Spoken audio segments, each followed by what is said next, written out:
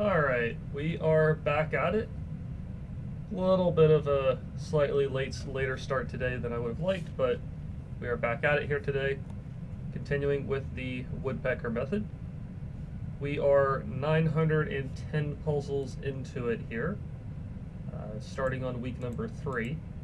Technically, this is the 10th day of things. The first week I did all 5 weekdays. The second week I did 4 of the weekdays since I had to travel one of the days. And this week we are starting off with week number 3, day number 10. And we will be finishing up the course or book probably by Wednesday is my guess. We have about 200 and maybe about 220-ish puzzles left. So if I can get 100 done the next 2 days, or a little over 100, we might actually finish by the end of tomorrow, but I'm gonna stay a little bit conservative and say we'll finish by Wednesday. We'll finish by Wednesday for sure. No doubt about that. Hey, how's it going, Thomas? Nice to see you here. So let's go ahead and get right into it. I will begin here. We're still in the intermediate chapter, and I don't think there's that many left of the intermediate. I mean, I think we'll finish intermediate today for sure, and then we'll have advanced puzzles probably tomorrow and finish that up on Wednesday is my guess. Okay, White's move on this one here. First instinct is just to check on e6, no matter how black, if black captures on e6, we take the rook on d7. If black plays king to e7, then we have a little bit of a question mark there. I guess then you would just trade the rooks, take the knight on f4, and then you're just up a piece, as far as I can tell. If you take on a8 with the rook, black takes on c7 with the d7 rook. I think it's this check, trade, take, and then you're just up a piece. Okay. White play up here.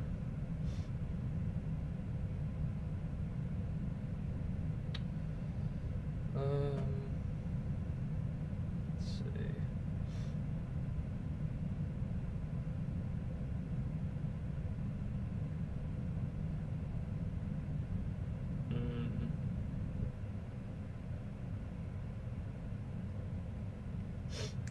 What are we doing on this one? Knight to c6 is a move. Bishop to b7 check is a move. Even rook takes c5 could be a possibility.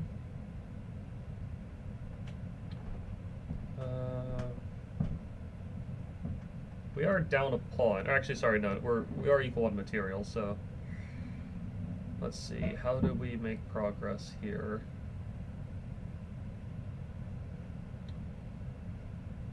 Knight c6. If the c7 rook takes, then maybe bishop to b7 check or something like that. Could be possible actually to start with queen to b5 also. Queen b5, and then black has to do something about the mate on b8. That might actually be best unless one of these knight c6 or bishop b7 sacrifices are working. So queen to b5. I guess there's rook to b6 though, right? Rook to b6 kind of spoils that idea. So let's see. Knight c6. The c7 rook captures on c6. We check on b7 with the bishop. The queen takes. Rook takes, king takes. Black does have a rook and 2 minor pieces for the queen, which is pretty good for them. Let me turn this heater off, so it's probably making a lot of noise. Let's see.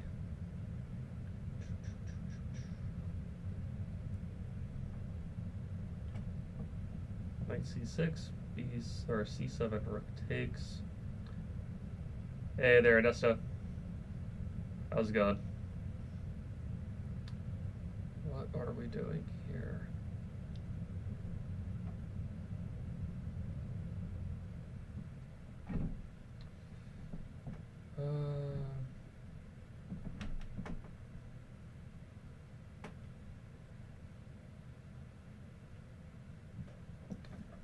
All right. There's also an undefended knight on g7. I'm not really sure if there's a whole lot we can do about that, though, unless we have a queen come to d4 at some point.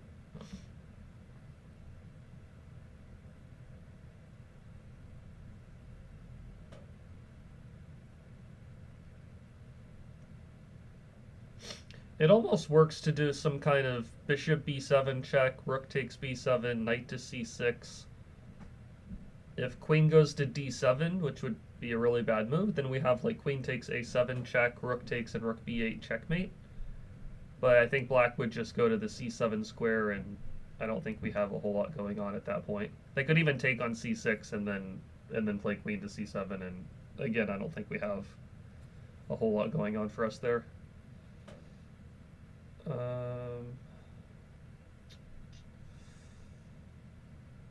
It does feel like we need to act relatively quickly. I mean, black is sort of shaky on the queen side, but that could be fixed if given enough time.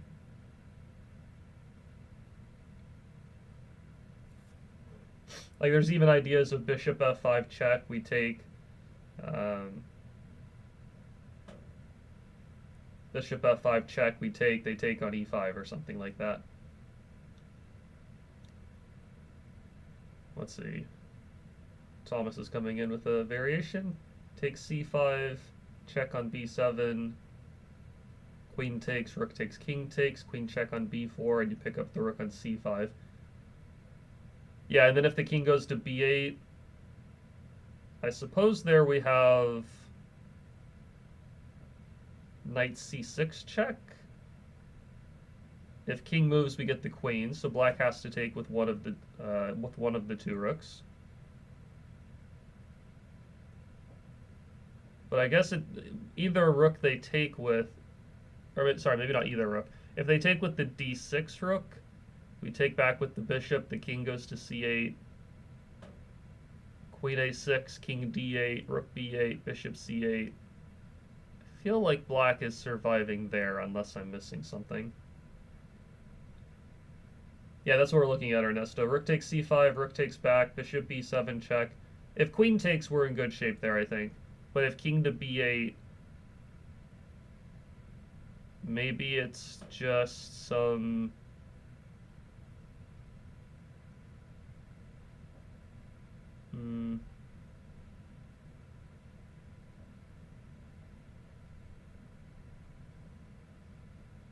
Hold on. Take, check there. It could even just be bishop to c6 without needing the knight to check right away, maybe? Because if king c7, we take a7, king d8, we play rook b8 check, take the bishop on c8, and then we win the queen. And then if king goes to c8, if the king goes to c8, queen a6 check, king d8, rook b8, and then I think we're winning there. Yeah, I think bishop c6 instead of knight c6 is kind of important at that point.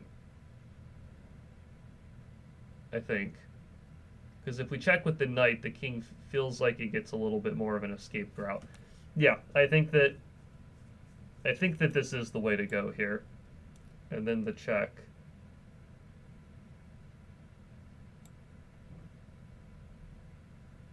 Let me just, yeah, I think this has got to be it.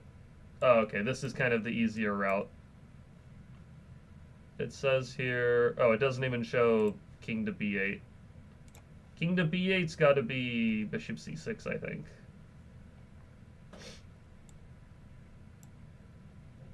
Okay, apparently knight to c6 check also works, but bishop to c6 is even better. Bishop c6, king c8, queen a6, you know, check and checkmate. I think if you check with the knight, it's a little bit trickier because the king gets,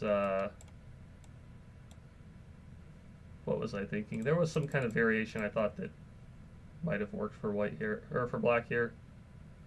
Maybe not. I guess you're getting about the same thing both ways. This one also doesn't really work out. Okay, anyway, so does this rook takes c5 idea. Right, very good job. Nice find there, Thomas. Feels like some kind of bishop h3 or rook takes f3, bishop h3 combo. Or rook takes f3, bishop takes e4 even.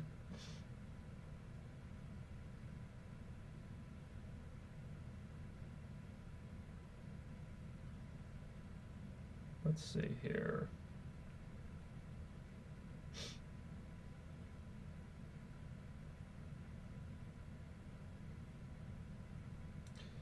Rook takes f3, king takes f3, bishop e4. Feels like the king has to take. I mean, if the king runs away, you have queen f2 check coming. So king takes e4. Then you have like queen f2. And then it feels very difficult to deal with the threat of queen f3 or rook f4. Rook f4, bishop takes, queen takes is a mate threat. There's rook f1. Rook f1's kind of annoying, I guess. Queen g2 check, king e3. But then we have king e3, bishop h6, which will be eventually mate. If he tries to move the bishop off of d3 to free up an escape square, like let's say bishop c2, I think you can then check on e3 or e2 and then mate with rook f4 no matter what blocks.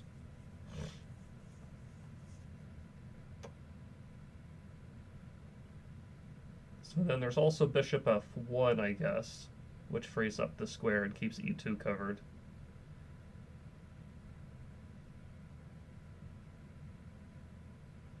Then you have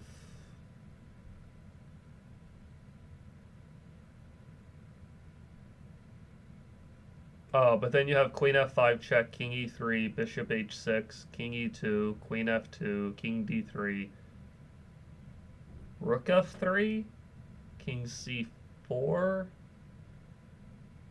b5, king takes. Might not. I don't know if you're getting mate or not, but you're winning the queen back. And white looks very exposed. Oh, queen d4 mate. We do have the d4 square covered, don't we? Hold on, am I missing that then? Take, check there. Bishop f1. Oh, am I just that silly? We don't have to do all this queen f2 stuff. We just take, and then queen to d4's mate. Oh man. I just woke up not that long ago, as you can probably tell. But yeah, take, bishop takes, and then queen d4 is just mate. So pretty much if he takes the rook, we take here, and then I think we're just crashing through either on d4 or f2. Yeah, I mean that was pretty silly. No need for all that queen f2 stuff. We just have queen d4 mate. Slow start. Slow start to the day. Feels like h4, knight moves, then knight h3, take f2 at the very least.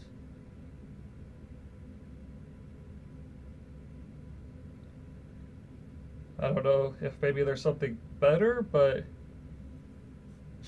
h4 and then knight h3. If the knight goes to e4, I guess you can even just take the knight and then check and take the rook or something. You can check and then take and hit the queen, but I feel like you should just get rid of the knight to begin with. I think it's probably just simpler. And then pick up the exchange. Okay.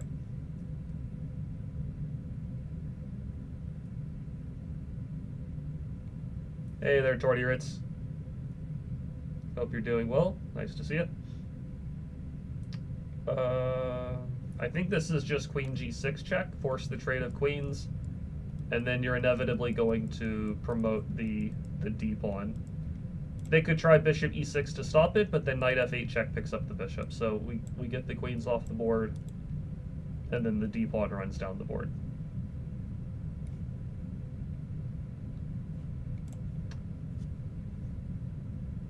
Okay, this looks like rook takes e8, then rook to d7 checkmate. But I guess you have to contend a little bit with black promoting to something.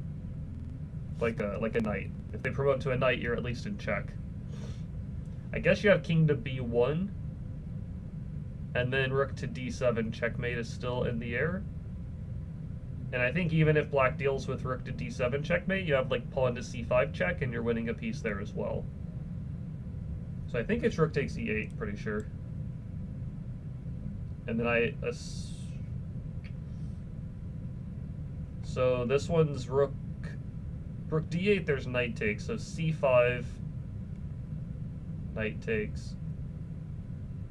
c5, knight takes, and knight c4 is mate. Yeah, knight takes and knight c4 is mate. Okay.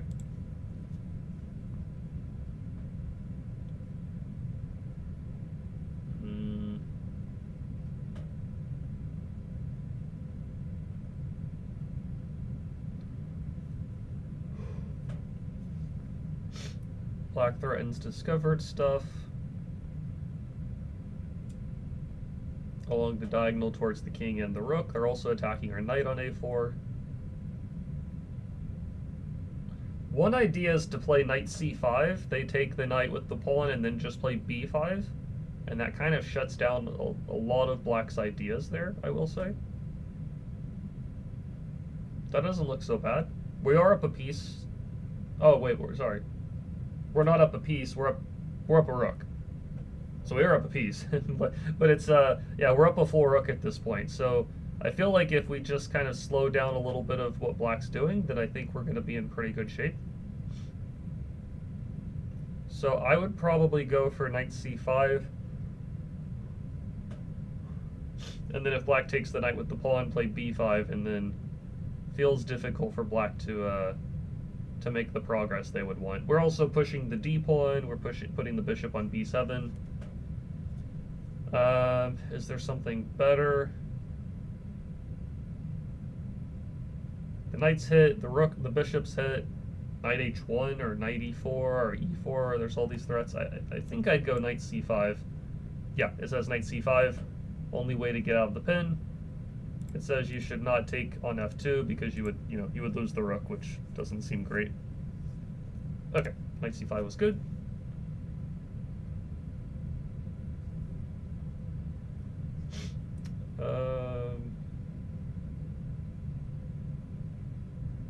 Does rook to e1? I guess it doesn't win a piece because there's knight to c2.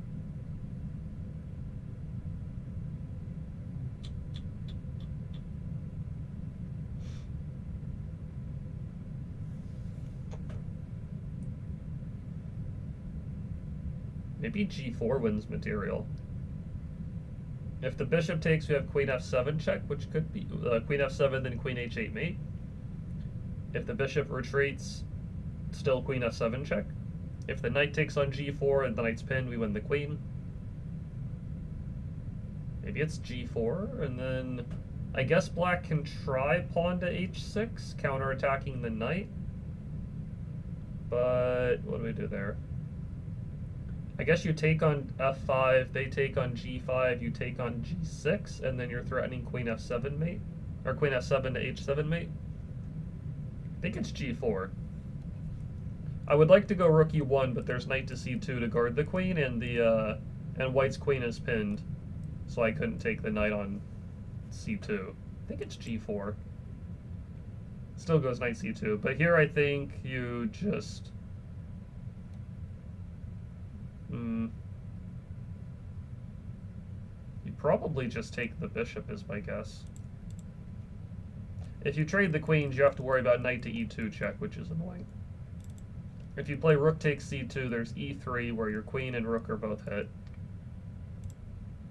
If you take the bishop, there's still e3, but then you play queen e2, and I think black's out of threat, so I think you take the bishop, yeah. Apparently you could also trade the queens and hit the knight. I guess this also wins. Okay.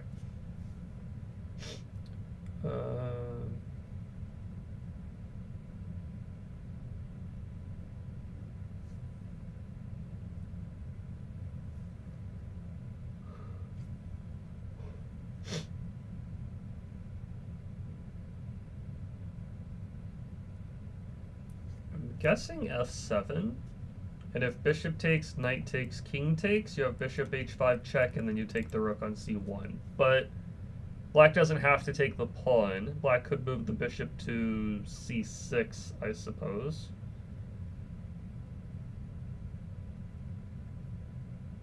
But then you have...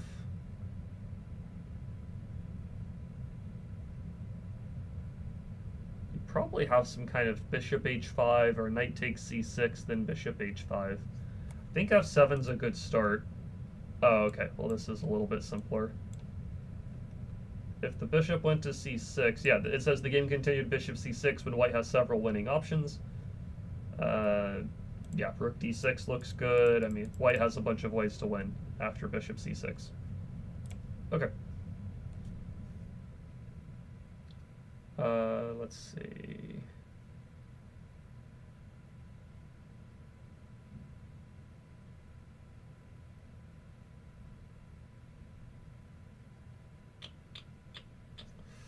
If this knight, well, that's not true. I was going to say, if this knight was gone, we have knight f6 check, but actually they could take with the knight and defend that.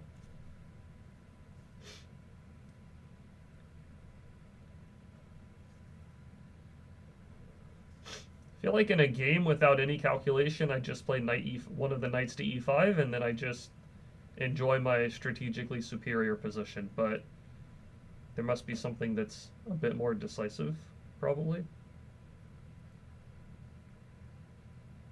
Like, I don't know, knight g5 looks pretty strong. Knight h6 we have. Oh, we do have knight h6, don't we? That makes it a lot simpler. Yeah, so you play knight e5, and then no matter what black does, we're either playing knight h6 or knight f6. Yeah, there you go. If the knight takes, you have, you know, a different check, but this one, you have this one. Yeah, okay, very nice. Saw the idea, I just missed the knight h6 resource. Okay, good find. What do we do?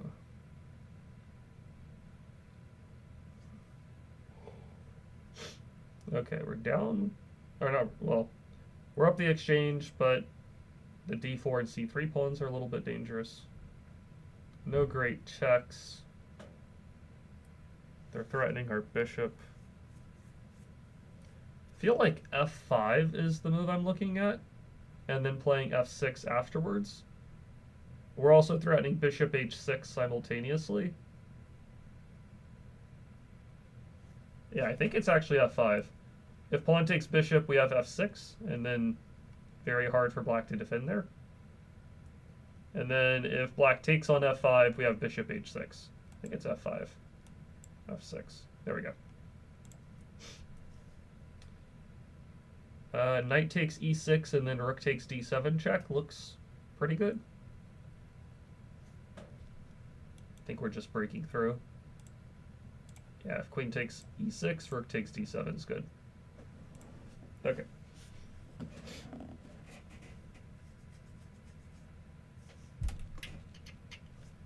I mean, rook takes... Oh, they're threatening f7 mate. Okay. Rook takes e5 will get us mated, so let's not do that.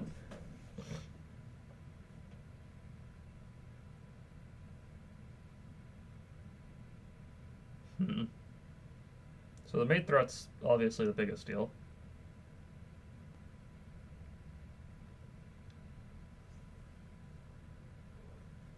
There's not really any great checks right now, as far as I can tell.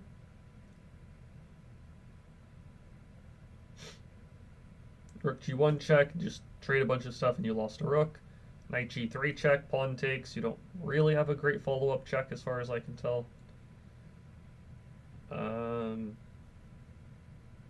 Queen takes e6 stops the mate, but after rook takes e6, we would need some kind of decisive blow there. I guess we do. Do we have one? Oh, maybe there's... So I was thinking queen takes e6, rook takes e6, knight f4, but I think we have maybe knight f4... Maybe knight f4 on move 1? Hold on. Queen takes e6, rook takes e6, knight f4. We're threatening rook h5 check, but white has rook to e5.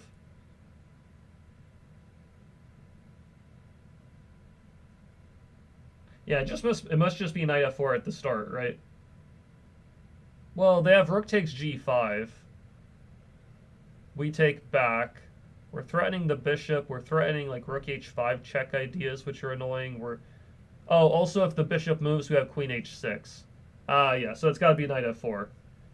Knight f4. If they trade, then we're going to get the queen to h6 eventually and finish the game. Yeah, it's got to be knight f4. I was looking at taking the bishop, then knight f4, but once you start thinking about that move order, then it starts to become an idea that knight f4 at the start is the way to go. Okay, good. Knight to d6 looks like it wins material because if bishop takes d6, you take on d5 with check. Okay, I didn't think about that. I assume you take the rook. Black plays knight c2. But then you can take on f6 a couple of times, come out ahead a few pawns. I mean, that can't be bad. The alternative is to take the knight on b4 first, but then black takes on d6. You can check on d5. Black plays queen f7 or queen e6. I think I would take the rook and then allow the fork, but then probably just pick up a few extra pawns or something. Worst case scenario. Okay. Yeah, that's good to go for white. Let's see here.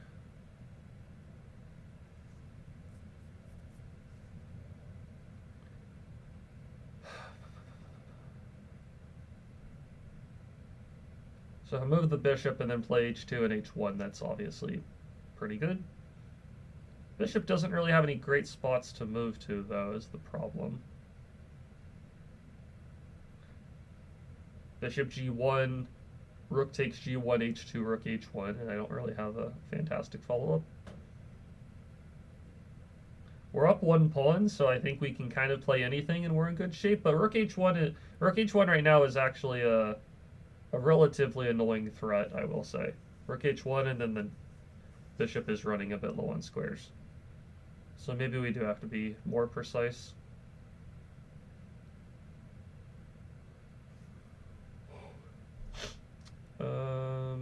What do we do? e4, there's pawn takes e4 and then our knight on f6 is pinned, which is kind of annoying.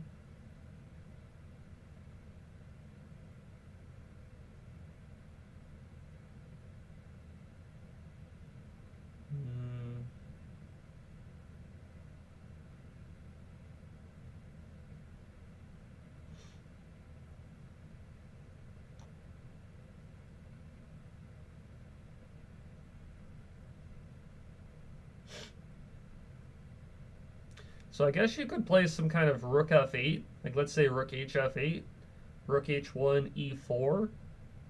They take on e4, you play knight takes g4, and I think you're doing fine there. I don't know if you're really ahead, you're not really gaining a lot, but you are avoiding the loss of material. The other option is just to play like g5, and then if rook h1, you put the bishop on f4, and you take back with the g pawn. Which also looks good. I mean, I don't think we're just trying to save the piece, though. It feels like there's probably something better, is my assumption. There's no checks. I don't think we're taking on g4. e4 and bishop g3 and bishop h1, like these are like really the only threats that I can tell. I don't think bishop g3 works because of knight takes, and then they have the h1 square covered. I don't think bishop g1 works. Bishop f4, white takes, and then... Hold on, does that work? Bishop f4, knight takes, pawn takes. Rook takes e8, rook takes e8, bishop takes f6. I guess you have rook check and h2. Maybe bishop f4 works, but white doesn't have to take the bishop.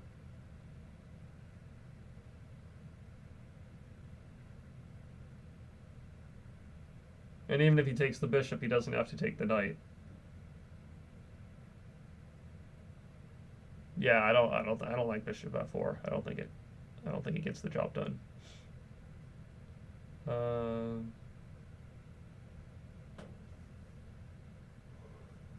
So maybe it's g5? And then you just put the bishop back on the f4 square, and then you're just kind of chill. I'm not seeing anything super strong in terms of like winning material or anything like that here. I'm gonna go g5. No, it's not g5. Okay. Not terribly surprising, but what to do that's better.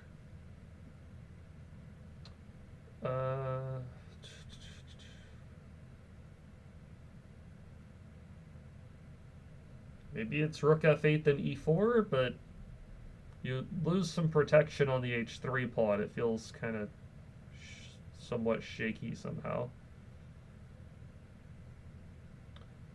Hey, how's it going, Nathan? Just wanted to say I'm a big fan of your opening speedruns. I also tuned in for part of the 6 of the streams, and it's been great. You inspired me to get back to the tactics grind. Hey, that's great to hear.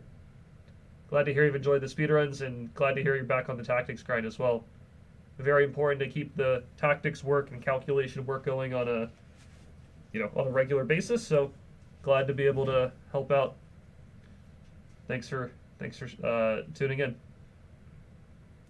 Okay, the only other move I'm looking at is push and then rook f8 or rook f8 first. Is e4 takes bishop e5 interesting? Yes, that is interesting. I guess white trades and then plays rook h1. But then we have like h2 and knight takes g4. Yeah, no, that's a good point. I wasn't seeing this bishop to e5 idea, but that makes perfect sense. That makes perfect sense as soon as I see, as soon as that becomes an idea in my head. As soon as you pointed out, that makes perfect sense. So if we push and they take the knight, we take their rook, they take our rook. Then we have just rook e2 and d2, and I think we're just completely winning there. Or pawn takes and bishop g3. Yeah, I think you're right. I think it's... Oh, okay. I do think bishop e5 is the way to go if they had taken the pawn. Maybe here... We might just still go bishop e5, I guess. I think I might still go bishop e5. It's probably about the same thing, I guess, is my assumption. No? Okay. I don't think you want to take on f3, because after rook takes, the knight is super pinned, and you lose material.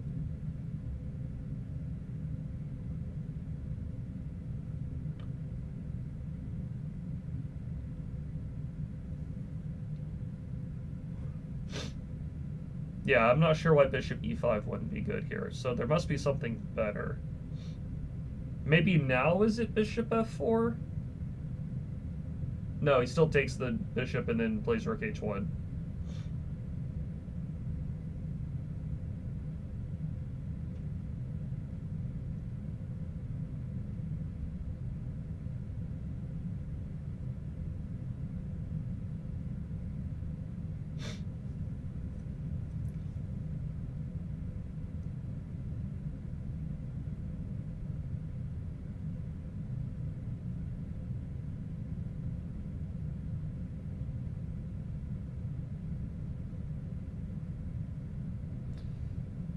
Bishop g1? I thought rook takes g1.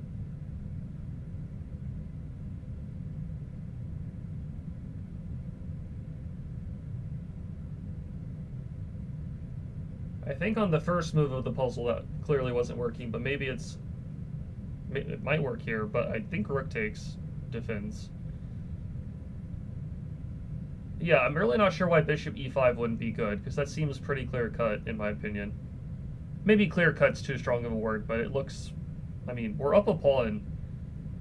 As long as we don't really get ourselves in trouble, we should be in pretty decent shape, regardless of what happens, is my take on things, but... I don't think we take on f3. Rook takes f3, and this knight's running into some trouble. Oh wait, maybe we do though. We take f3, rook takes. We do have knight to e4 followed by knight to d2 check, I suppose. So knight e4 gets out of the pin. White plays, I don't know, king to c2, and then you play bishop e5.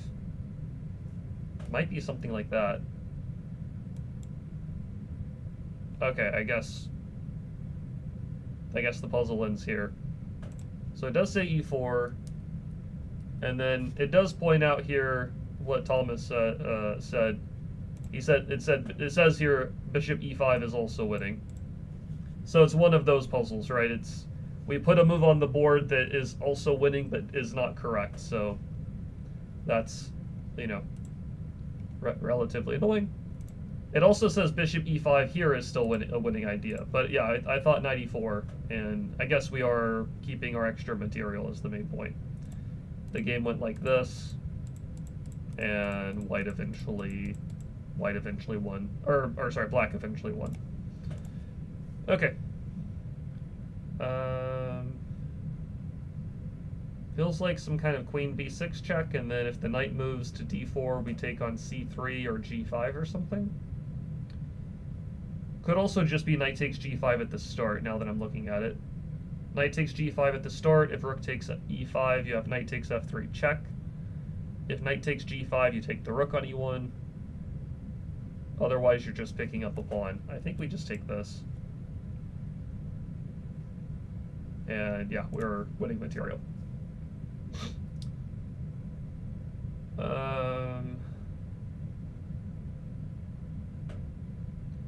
We have to be relatively quick with whatever we do, because queen c3 is at least somewhat dangerous looking. I guess you have king to c1 if that was to occur, and maybe you're not getting mated, but it feels kind of shaky. My first thought was rook takes h5.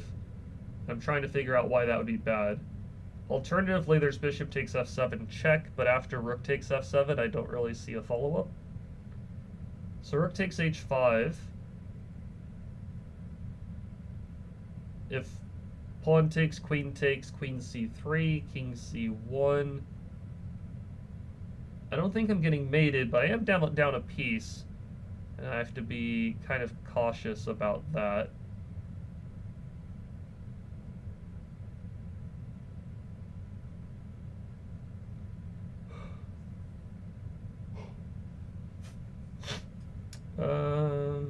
There's also bishop takes e7, I suppose, but then bishop takes e7. There is queen e5. Queen e5 hits the bishop and the mate.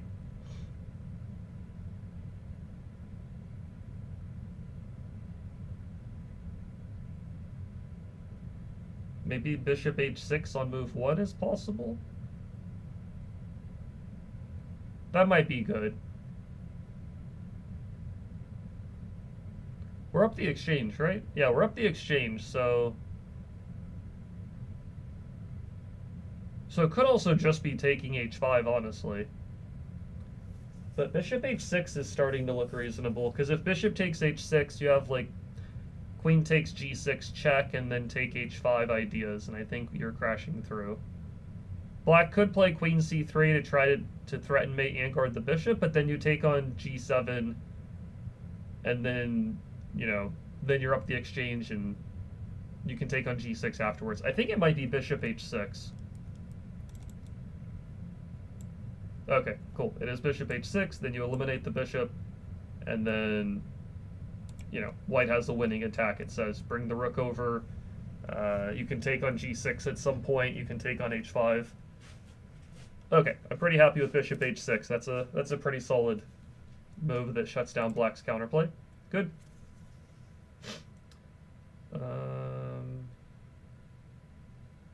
White's threatening all manners of discovered checks with moving the f7 bishop, so I don't think any of them are a huge deal necessarily. Like bishop c4, king d6, I think we're fine.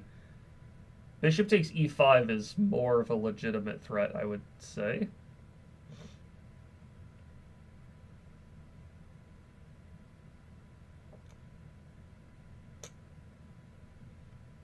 So honestly, my first instinct might just be king d6, but I have to imagine there's something better.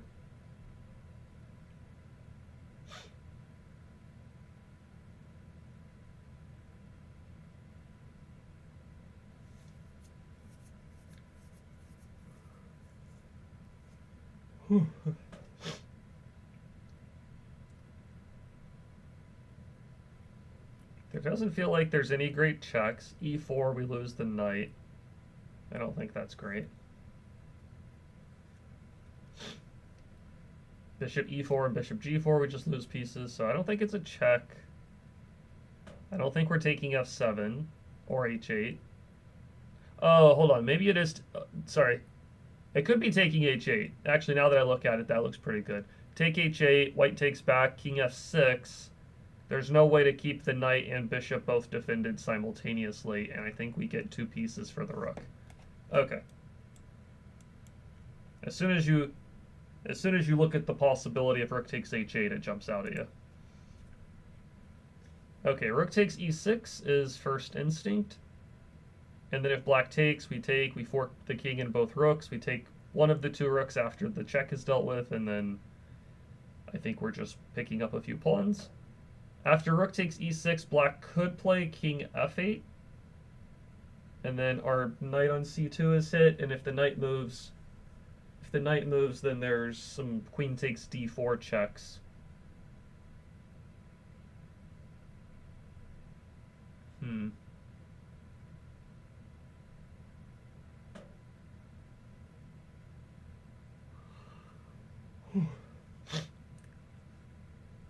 This could be one of those like red herring puzzles, honestly. Like, rook takes e6 looks good on first glance, but after king f8, I think we might actually not have a great follow-up. Because the rook's hit, the knight's hit, the d4 pawn is hit if the knight moves. That all looks pretty bothersome. It might just be knight e3. Knight e3 and then some kind of d5 blasting through the center looks very, very good. Yeah, I may not take on e6 here, because I think king f8, we don't really have a great discovered check towards the rook on c8, as far as I can tell. And even if we did move our rook away and threaten their rook, they could take the knight on c2 at the same time. So I have a feeling this is one of those, like, don't you know, go for the tactic that doesn't work kind of thing. I think in a game I go knight e3. Okay, apparently knight a3 is an alternative. Knight a3 also looks like maybe an idea, but the knight on e3 just feels much better, I will say. But knight a3 I could also see as being a possibility. Knight to b4, queen to b3. Okay, found an alternative, but there is something better.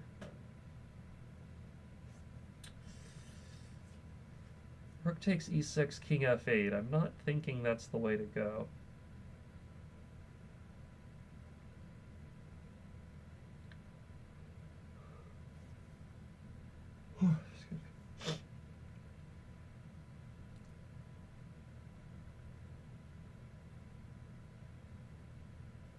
No, yeah, I mean, it feels like something could be good, but I also think if we just play knight e3, it feels like white's just doing really nicely. We threaten h5, we threaten d5, e6, but yeah, it's a decent move, but apparently there's better. The question is, what is better?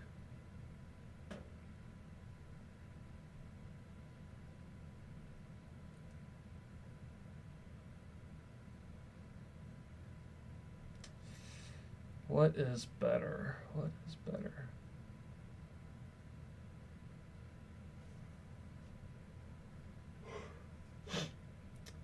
I am not so sure.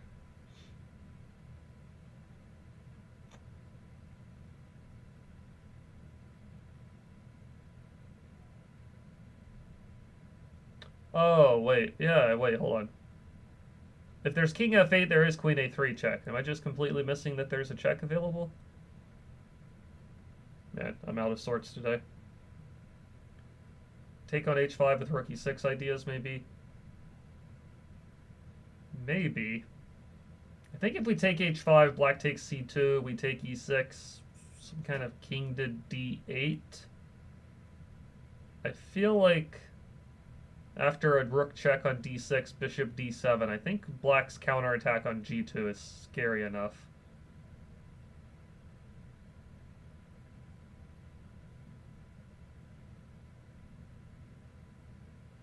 Yeah, now that I'm looking, yeah, rook e6, king f8, queen a3. I was missing that check. That's quite annoying. But king g7, then rook e7. King g7, rook e7, queen moves, knight e3 is definitely game over, and if rook c7, trade rooks, knight e3, that's also game over. Yeah, I think that's the point. Yeah, I was missing queen a3. Feels like I'm missing some moves that are not terribly difficult here. But yeah, queen a3. Once you see that, it all melts together here very nicely. It says rook to g6 is the only other move that wins. But the point is still the check on a3. If they take on c2, then queen a3, and you take on g8. That's a much fancier way of doing things, but looks like it gets the job done nonetheless. Yeah, rook takes e6, and then this queen a3 check. That was what I was missing. Okay. All right.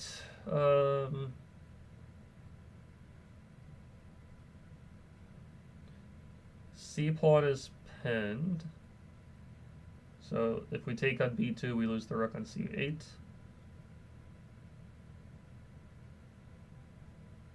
It must be c2 check, though. Is it c2? c2, if rook takes c2, queen e1 check, and then we take the rook on c2. And if king a2... King a2 is a bit trickier to break.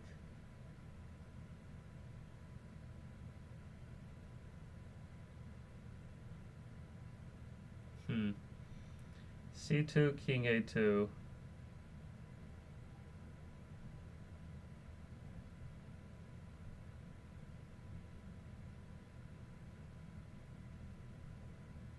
It could also be rook to b8 on move 1, now that I'm looking at that. Rook to b8, if queen takes queen, rook takes queen, and the pressure on the b2 pawn is very annoying. If we go c2 check and king goes to a2, I'm not seeing a fantastic follow-up. I guess if we take on b5, they can take back with the pawn, which is kind of annoying.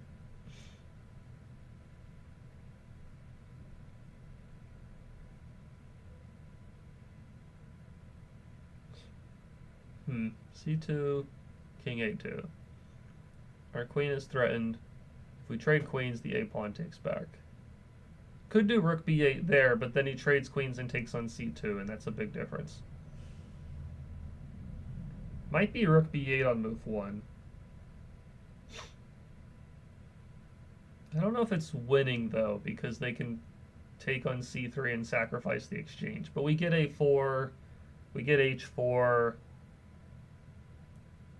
Should be good, but it doesn't feel very clear-cut.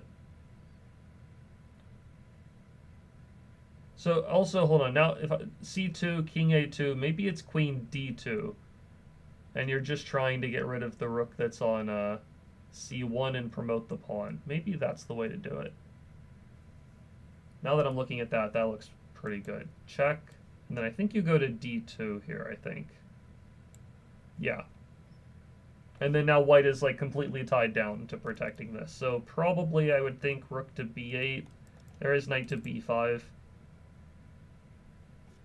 So something better than that.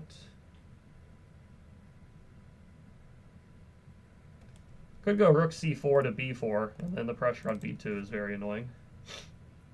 Could go queen to d4 also.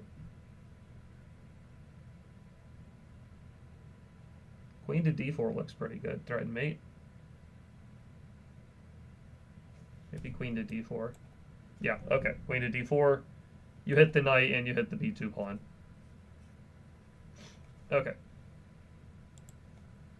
That was a tricky one. I think it's because, yeah, if white doesn't take the pawn, then you have to find this queen d2 move. That's not the simplest.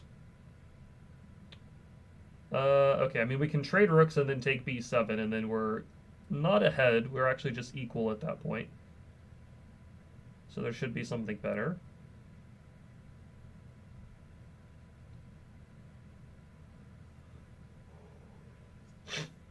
What do we do? Knight e8 check, and then knight takes f6 is kind of a fancy way of picking up a pawn. Knight e8 check, king f7, knight takes f6, hits the rook on d7 and the rook on h8. Rook takes a8, knight takes d7. You're threatening the e5 pawn and the b7 pawn. Now, after knight e8 check, there is... Oh, king h6, you still take f6. Yeah, okay. I think it's this. Check, takes, and then, yeah, you take on d7. And once you take on d7 and the e5 pawn is weak, then that's a bigger problem for black to deal with.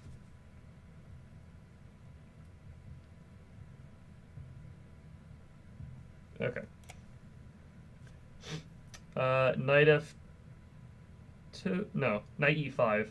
If our knight on g4 is gone, queen takes h3 as mate, so knight e5, we hit the queen and we threaten mate, and there's no way to stop both without losing material.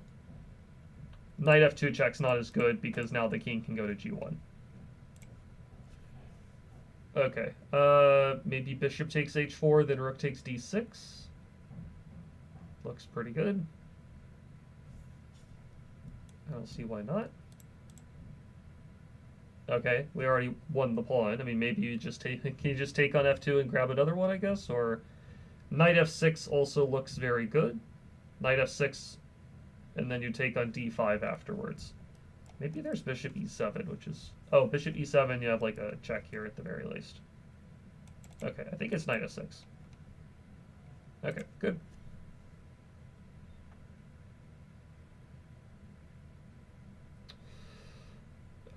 If you can teleport the queen to the f5 square, then it's game over because mate's unstoppable. If I can draw an arrow. All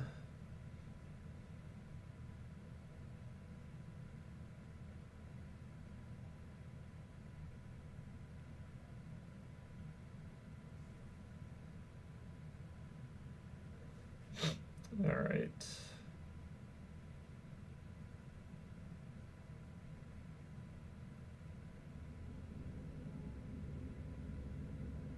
Like, just as an example, if I play queen takes c5, what does black even do to stop queen f5?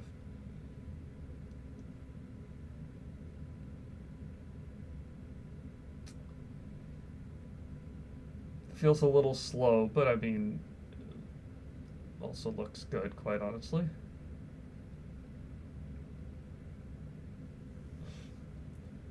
Let's see.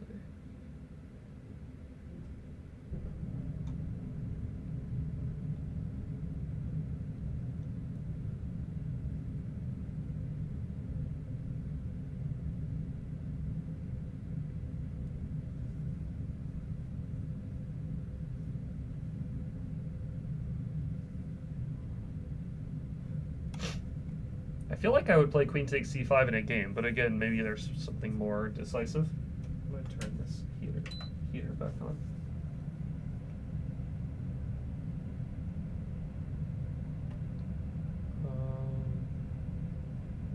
There's almost some kind of h5, knight g6 check kind of idea.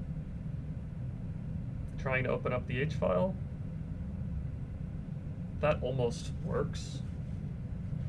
But h5, again, it just feels kind of slow. The thing is, though, I don't really see black threatening anything in the position, so it feels like we can kind of just make a little bit of a slow move, and I don't think black's really got a great way to untangle. If that's the case, I still like the look of queen takes c5 getting to the f5 square, honestly. I think I would go with this. And okay, the knight's going to come back to g6 to defend, I guess, but...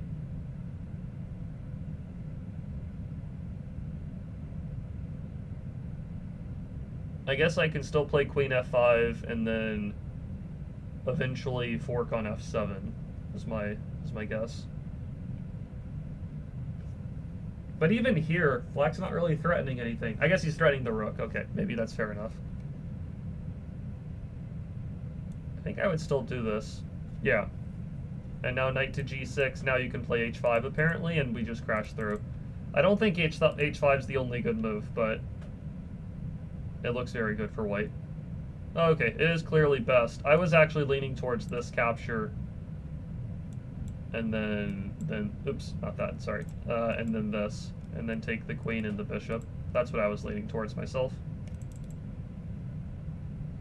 Ah, queen takes f7's fancy. I don't think it works though. Queen takes e7. Very close to working though. That's creativity. Yeah, I mean this would obviously be very nice for us. The checkmate. But yeah, he can take on e7. I think that spoils things, unfortunately. Very cool idea though. Okay, next one. Rook h8. If bishop takes h8, rook g5.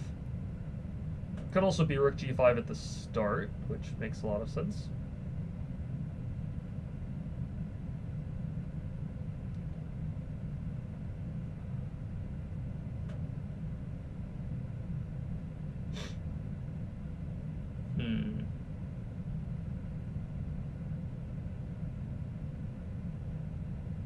Feels like probably rook g5 at the start, I guess. I think black has to play king f8, but then we play rook takes f6, and I think we're just up a piece. I think it's this at the start, and then I think we just pick up a piece. Yeah, okay.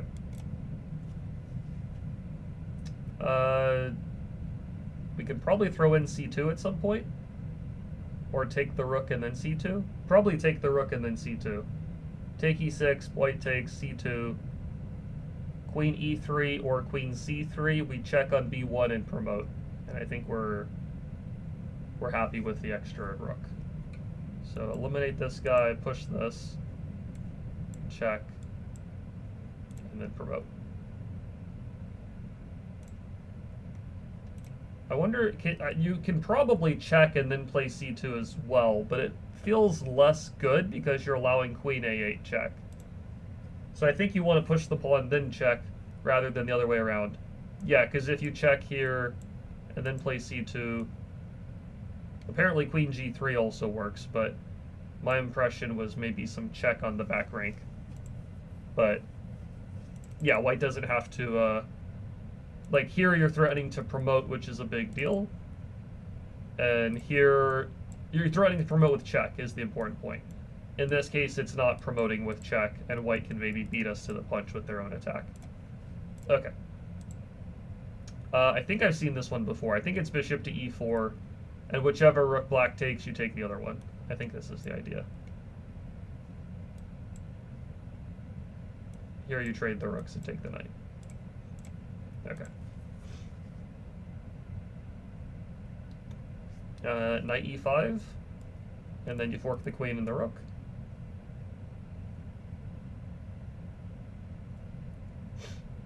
I think that's the idea. Now here I was thinking, you don't want to take the... I think taking the rook and getting your queen trapped in the corner looks very sad. So I think you take on h5, and the d pawn is pinned. If they take your knight, you take the rook on d1. So there's too many things hanging on this diagonal. The rook is hit, the knight's behind the rook, the king is back there, and black is going to win material. All right. Some kind of pawn promotion tactic. I think you just push the pawn, and if they take it, you have the fork on d6, and if they play knight e6, you still fork. So you just push. Check, take. Good.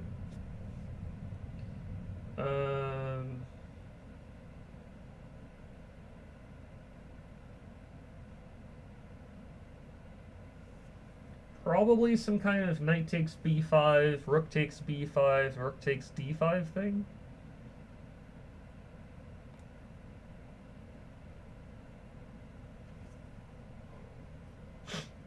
think we have to get the move order correct, but it's probably something like that is my guess.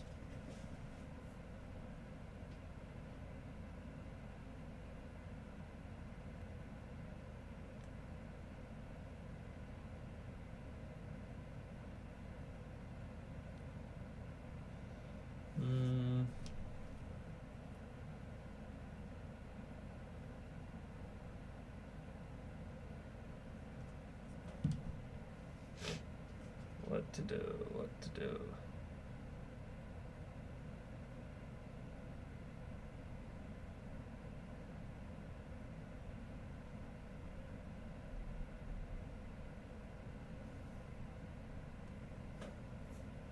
I don't think it's rook takes b5 on move 1, because after pawn takes, knight takes king b7, I just don't think there's a great follow-up. You can try to take on d5 there and check on e7, but after king a6, gonna have to retreat the knight at some point, and black's ahead a ton of material. So not rook takes b5. Could be knight takes b5. It's not knight c6 check. It's not knight takes e6, I don't think. Could be a slow move like maybe a4, but it feels, again, it feels kind of slow. Black can play maybe b4 or something. I'm not so sure.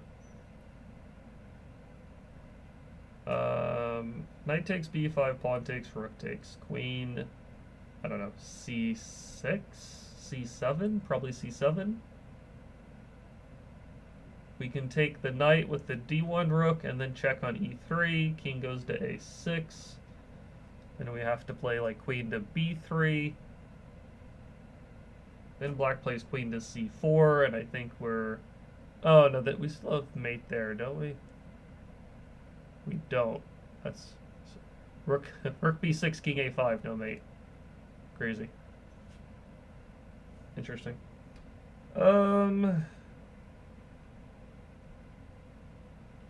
Let's figure it out. Let's figure it out. I don't think it's knight takes.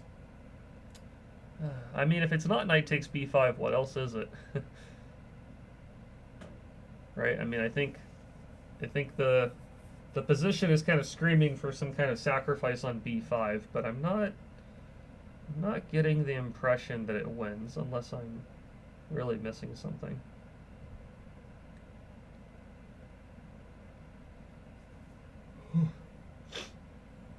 Knight takes, pawn takes, rook takes, queen to c7. There's no more checks. We could slow play it and try to get the queen to a3, I guess, but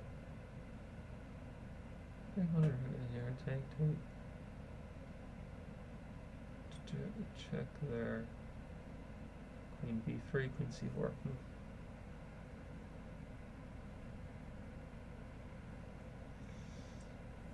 Okay, I mean, it's got to be knight takes b5, because if it's not, what else are you doing? And then my assumption was rook takes b5. I don't think you throw in rook takes knight, because at least I don't think you need to do it just yet. I think you would take here first. And maybe now you would throw it in.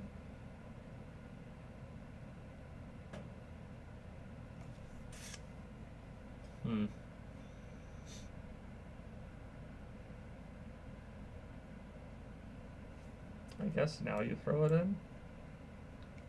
Check e7 or e3.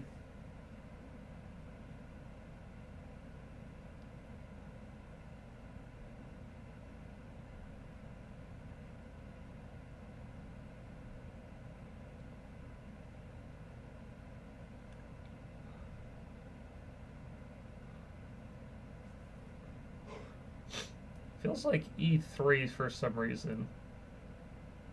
But after king a6, I'm not seeing the follow-up. I mean, maybe rook b4. Might be rook b4. I was thinking rook c5, but queen b6 is annoying. I think it's queen e3. Okay, it's got to be this one then.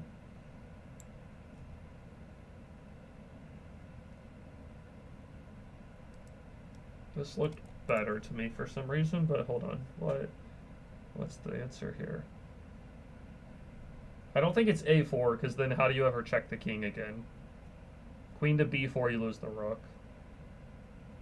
Rook to c5 gains a tempo, but after queen to b6, it feels like I don't see the next move.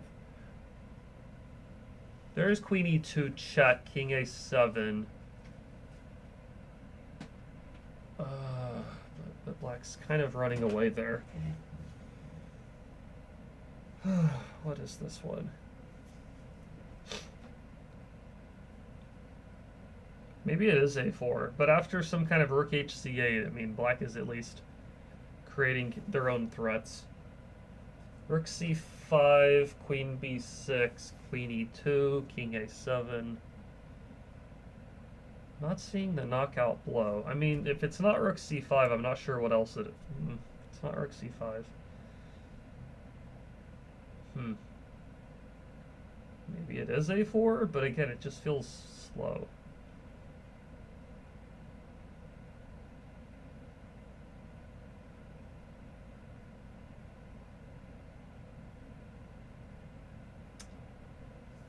I don't know, a4, c4?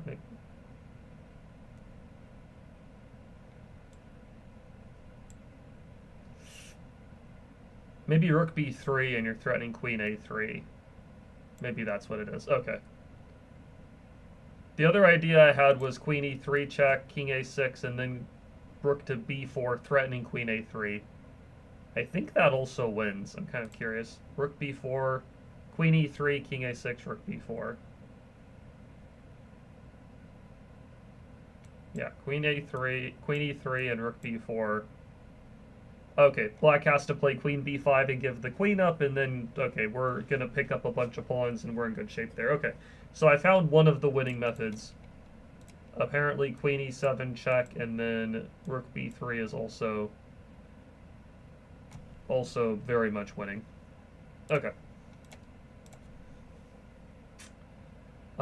Take e1 check, bishop takes, check on e3, and then promote the pawn. Looks pretty good, I think.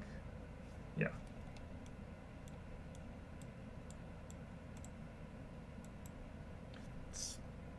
It's nice that the bishop is pinned. Yeah, it says because the bishop is pinned, white doesn't have compensation. If he could somehow check on a5, it could get a little messy, but no check is happening when the bishop's pinned on the back rank. All right.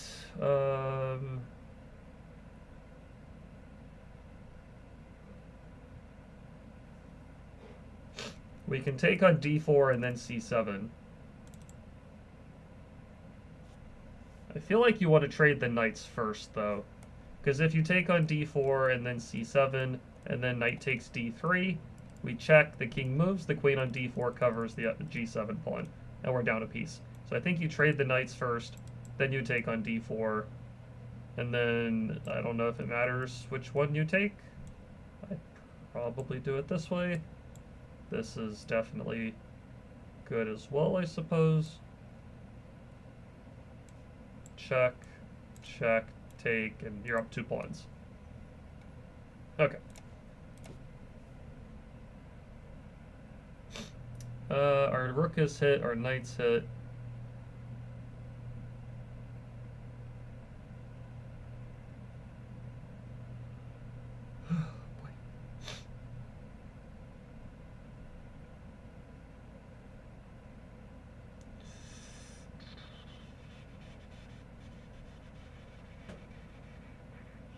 Let's see.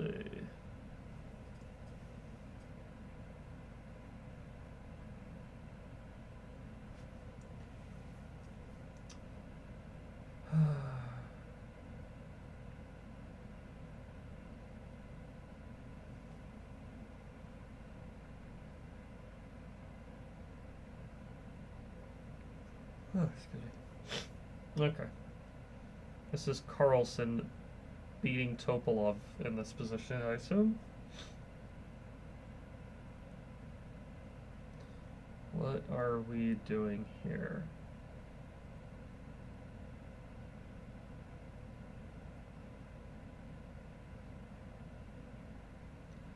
Knight g5 check, pawn takes don't see a great follow-up there.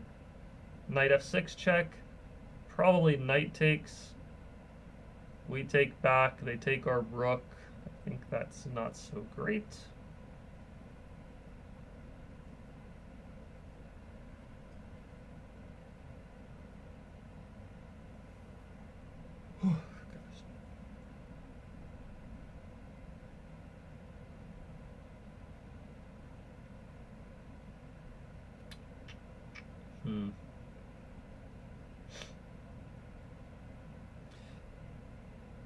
You know, rook b7, queen takes e7, queen takes b5 looks decent because the knight on d7's pinned, but queen h4 check is like constantly looming in the air, you could say, and that's pretty annoying. Maybe knight g3 check after queen h4 is not the end of the world, but I guess he takes the f4 pawn. It's not great looking. What are we doing here?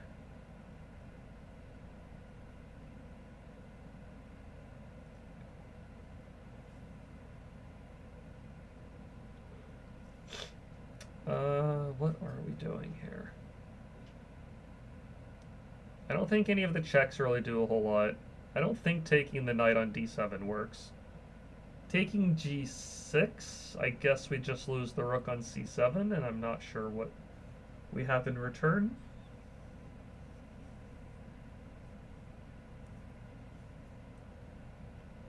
Taking on b5, we lose the rook. Again, I don't see the compensation.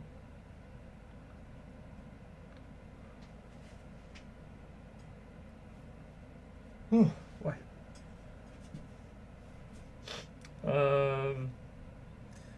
Black is currently threatening a rook, which is decently high up in the hierarchy of threats. Can we threaten something else? Like knight c6 hits the queen, but we lose the rook. Rook c8, we lose the knight. Do we have a follow-up there? I'm not seeing anything special.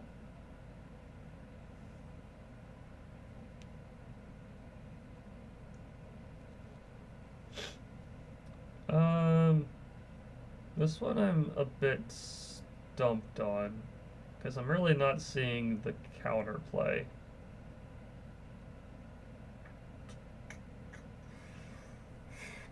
Is it like f5 or something? Could be f5.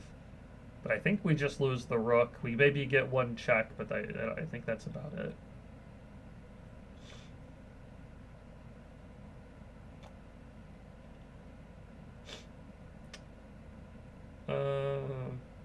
I was actually at a camp hosted by the Charlotte Chess Center, where Veselin Topolov was one of the instructors. Interesting lessons that he gave. I think that was last year or 2 years ago. Must have been last year, I think. Okay, what are we doing here? I am not really so sure on this one, quite honestly. I'm a bit stumped.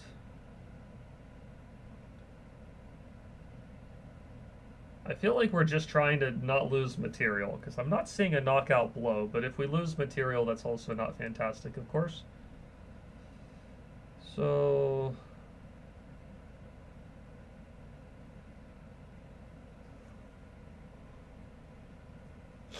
the problem is, if we guard the rook and lose the knight, we might try to take advantage of the knight on d7 being pinned, but I'm constantly bothered by these queen h4 check moves. So, hold on, maybe it's, no, it's not that. I was going to say, maybe it's like rook to b7, queen takes e7, queen d2. Actually, maybe that is it, sorry. Maybe that's what it is. Queen d2 keeps the f4 pawn covered, so that after queen h4 check, knight g1, we're okay. Okay, I think it might be this. No, not this. Okay. Alright. Not really sure. Maybe queen to c2, then queen to d2? Maybe it's that move order?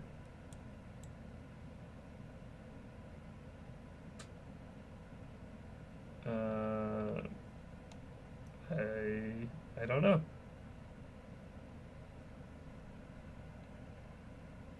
I already tried rook b7, I tried queen c2, so there's really no other way to guard the rook. That's the. I mean, you can move the rook, but then it's no longer making the pin, which is what I was kind of banking on. I don't know. Is rook c8? I'm not really so sure on this one. Queen d3 at least doesn't lose material. Oh, you have the knight f6 checks there, don't you?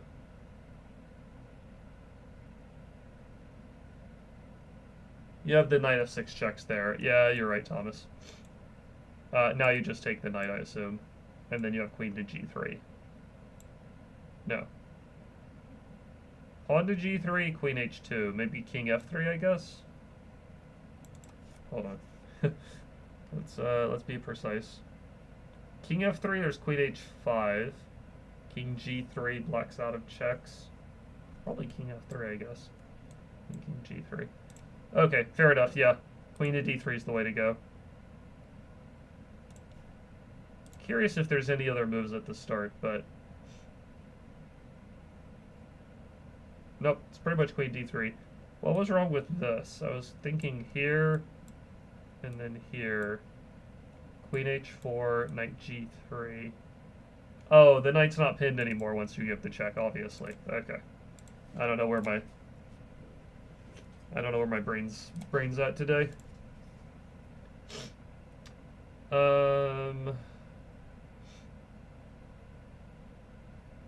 Black's threatening some kind of perpetual check with queen e2.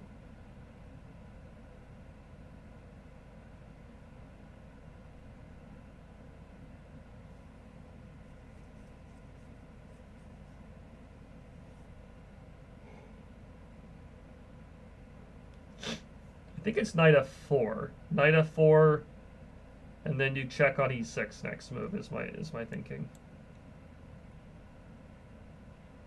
Okay, there's at least no more perpetual check to worry about. So probably some queen f7 or queen e6 check, queen e6, and then knight h5 or something.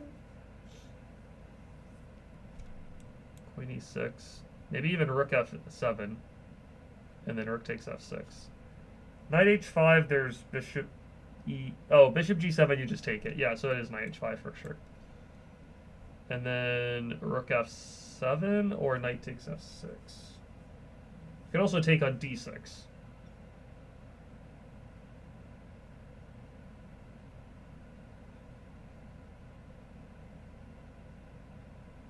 I think it's rook f7, because after the rooks get traded, queen to e8 and queen takes f6 are both huge threats. So I think you do it this way. No, not that. This way. Okay. Instead, the game went rook f7, bishop g7, and white did not win. Interesting. Okay, so I thought rook f7 was good, but yeah, it's not the way to go. You should just pick up the d6 pawn, and white's quite a bit better. Okay. What are we doing?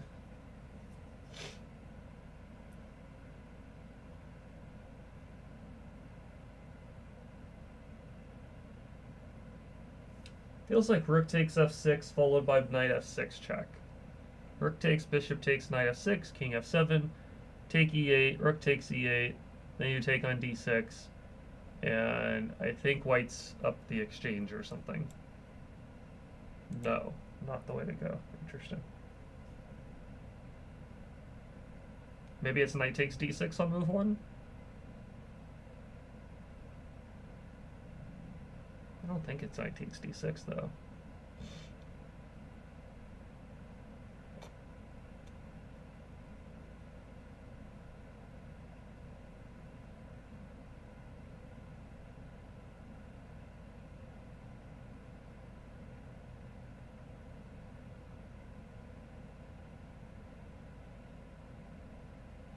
Yeah, I don't think it's knight takes d6 on move 1. That's the only other move. But I didn't think that this was working. I thought rook takes here, rook takes on d1 with check, and we're down material there, was my thought.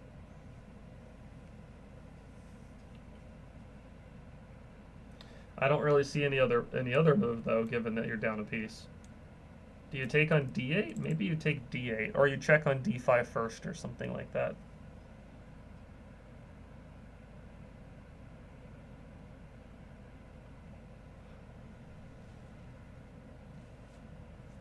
I guess you take d8 and then you take e2.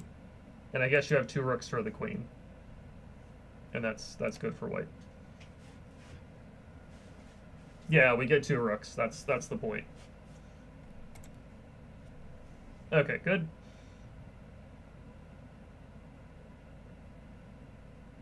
Knight f5 check or knight h5 check feels like it's kind of calling out for us.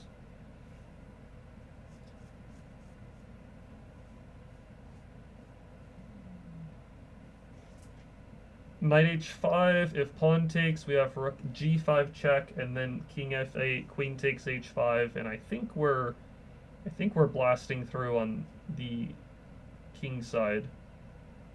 Now, if we play knight h5 and black doesn't take, maybe king, I don't know, g8 or h6 or something.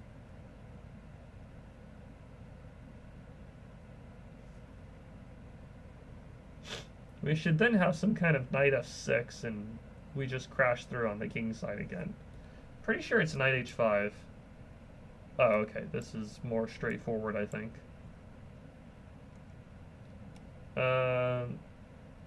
It says if king f8, knight f6 is just good. I'm assuming if king h6 or king h8, yeah, knight f6 is probably still good. Okay, got that one.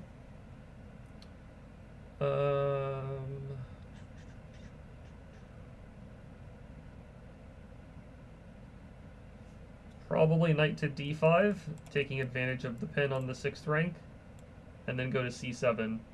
Probably just trade queens and go to c7, and we win a rook. Okay.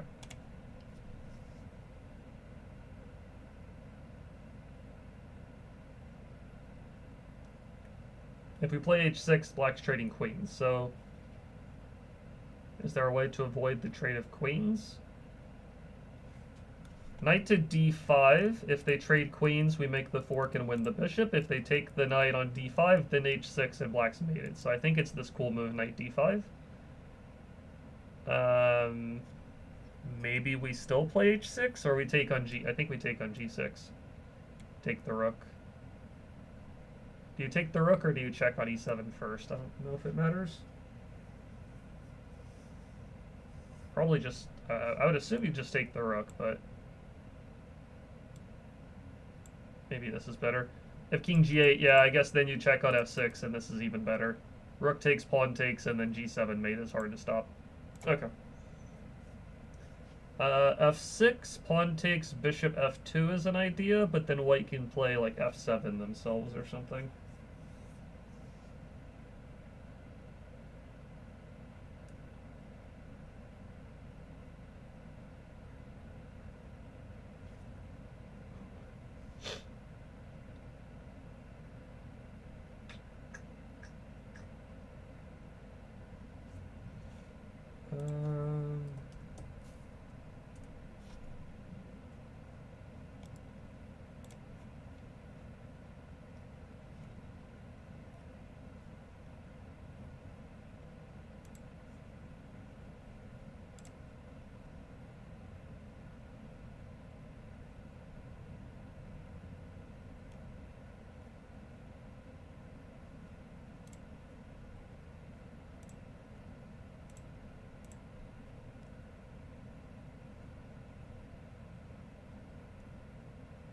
Interesting. Okay, sorry, I was looking at the result of the tournament real fast on the side.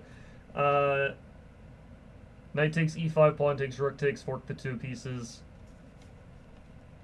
Knight takes e5. I guess if the bishop on e2 moves, we have some kind of knight d3 or knight c4 discover check. Yeah, this looks good. Good job. Yeah, my fault. I was checking out the result of the tournament that Arjun Erigaisi was playing. Looks like he came in third place, unfortunately, on tie breaks.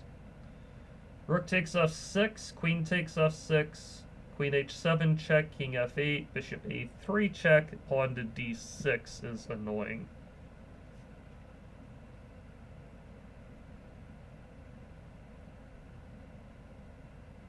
I think pawn to d6 kind of spoils the party there. But then there's knight to e4, actually. Knight to e4, queen moves, take d6 with check, and then queen h8 is going to be mate. Okay, no, I think that is it then. So take here, check, check. Okay. Does it want knight e4 first? Maybe knight e4 first is better? Knight e4 first, but then it's the same idea. It says knight a3, bishop a3 is less precise. Oh, knight b4. Now you can't go to e4. The bishop covers the e4 square. Ah. Okay, that is completely legitimate. Oh, sorry, hold on. I need to back it up one move. I want to know how big of a difference it is between the two. It's about 3.5 points. Okay, that's fair enough. Yeah, knight b4 and then d6 is the way to go here. If we play bishop a3 right away. Yeah, I thought bishop a3, and I thought this was, like, obviously winning, which it is. But pitching the knight in the way to have the bishop control the e4 square is a good defense. So you want to get the right move order on this one. And if black goes here to stop the check, they're already cutting off the escape square of the king.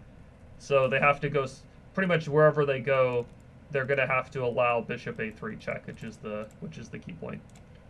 Okay, that's a nice one. I like that.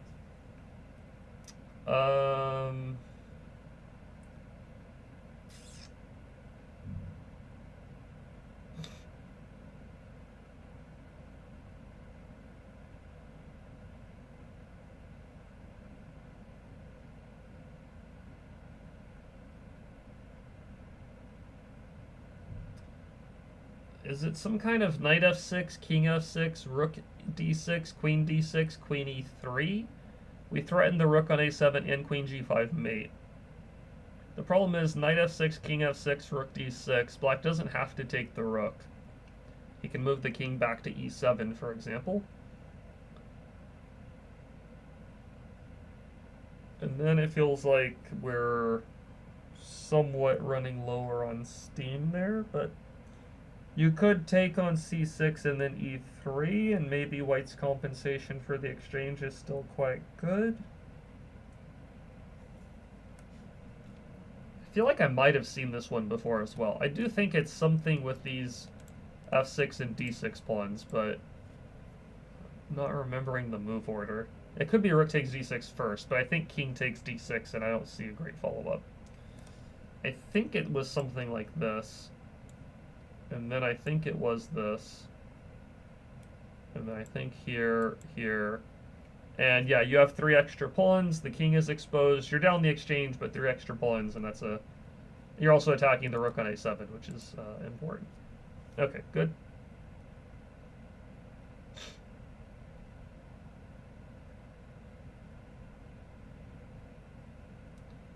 Rook d8, there's rook e8. Bishop h3, there's also rook e8. So what are we doing about that?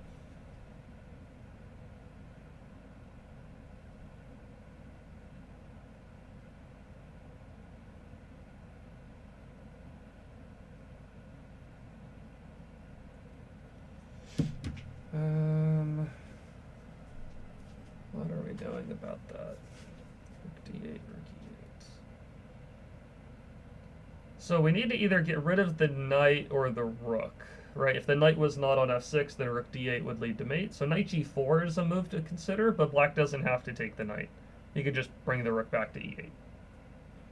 So I don't think it's knight g4. Knight d5, if they take, we're being blocked on the d file. Knight f5, black just plays rook e8 or something. Bishop h3 plays rook e8.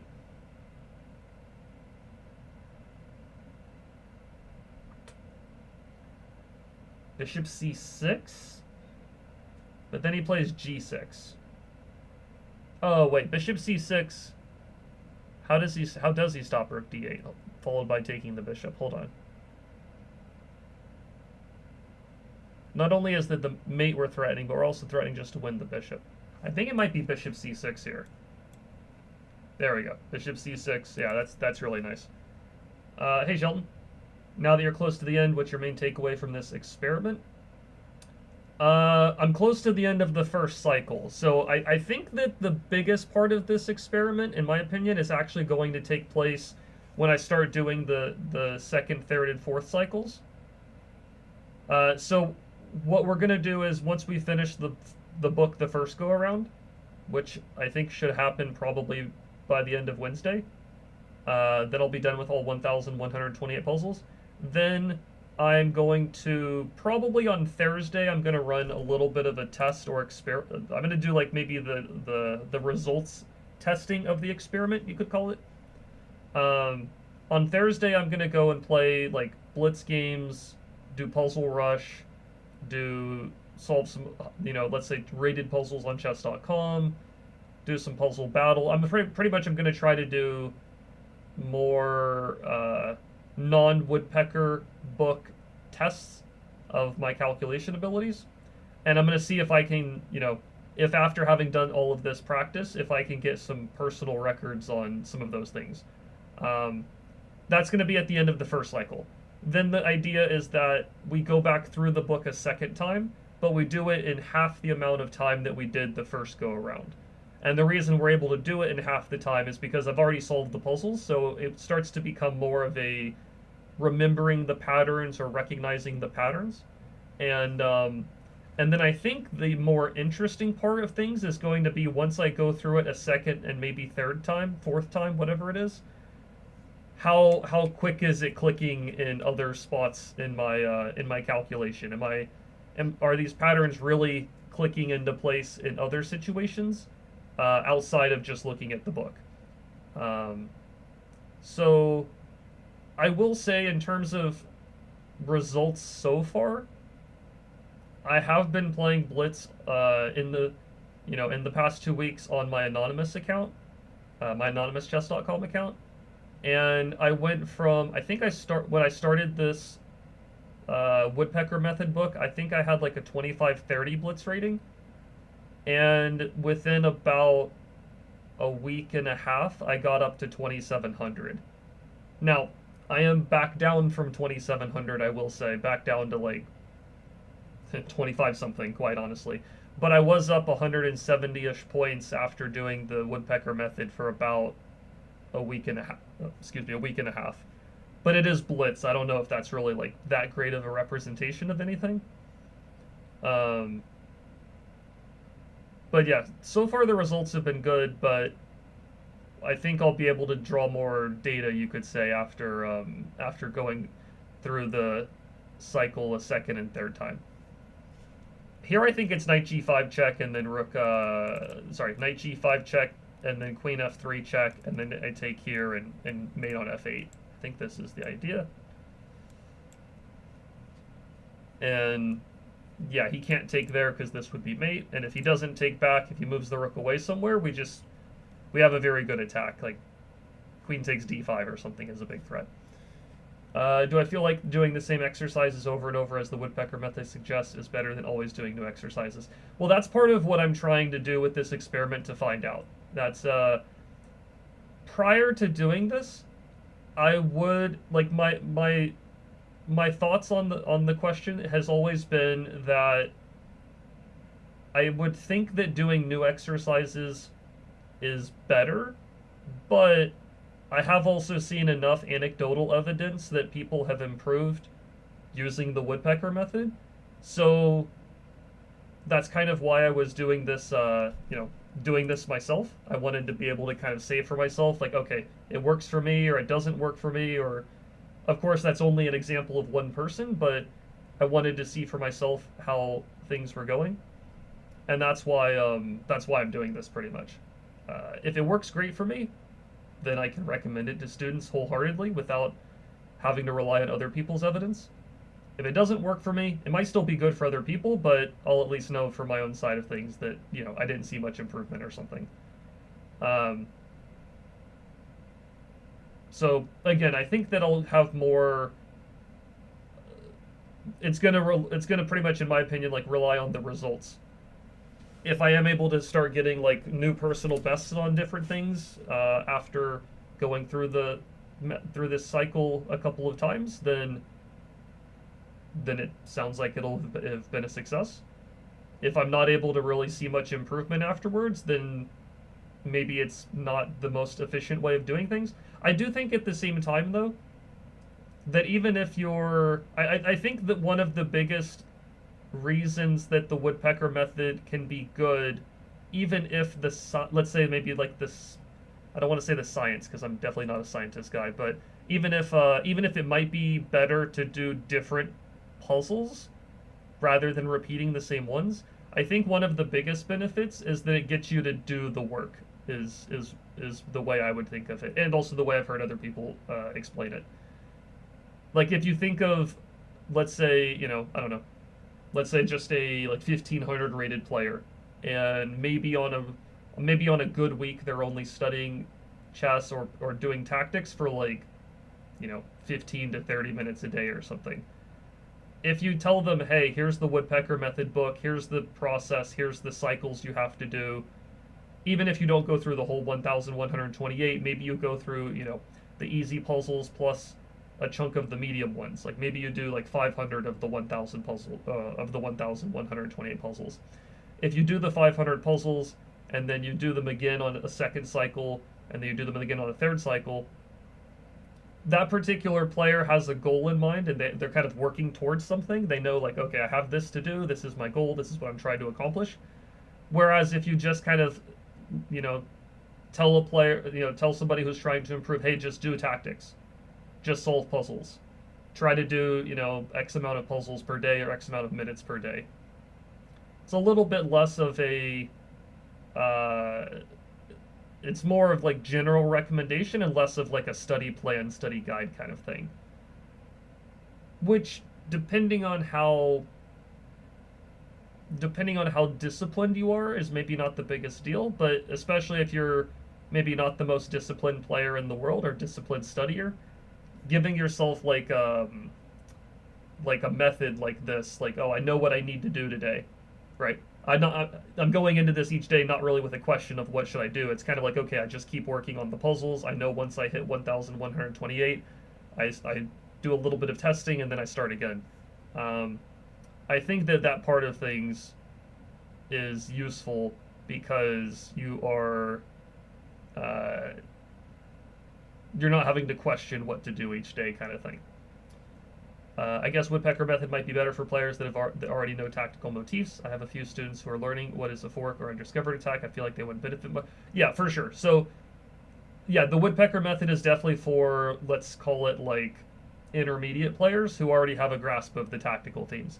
Yeah, it's not going to teach you how to make a pin, or it's not going to teach you, let's say, like the theory behind tactics. It's going to just give you a bunch of exercises to solve. So I think it's much more meant for advanced beginners, intermediate players, and above. I'm clearly, personally speaking, I'm much further up the rating ladder than both of those things, but I think it's still good to use for just drilling and practicing tactics, but you do need to have the fundamentals down in the first place for sure. No question. Okay, what is this one here? Queen e4 was a thought. Bishop takes g7 was a thought. Knight takes e6 is even maybe an idea. But then they're going to take h6. So black is threatening to take on h6, I think, is the issue. So not only would that take a bishop, but that would also open up a discovered attack on the queen.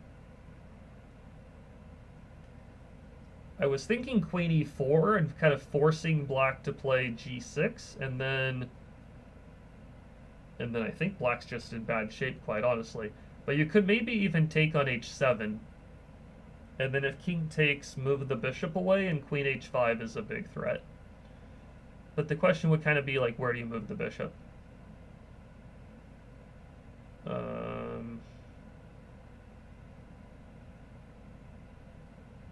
Maybe that is the way to do it, though. Hold on. Take, bishop e3. You line up towards the queen for discovered attacks, and you threaten queen h5 mate. If g6, I can take on like e6 or check h3, then take e6 or something. I think that might be it. Take here, retreat, And then knight takes e6, I guess, is one option. You threaten the queen and you threaten g7. Okay. Happy about that. You can check on c5 and then play rook e7. King takes on c5 or b5, and then rook e7 wins a piece, I think. Check. Fork. Take. Okay, good. I think take on g3, maybe? Take on g3. King takes g3. Queen f3, check. King h2. Rook f5 and rook h5 check looks like a big enough threat, or king g7 and rook h5 check, or rook h8 check is a big threat.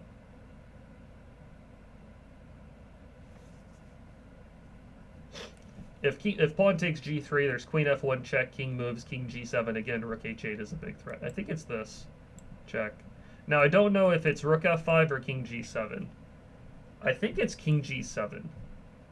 Yeah, and then rook h8 check is coming here. Okay, good.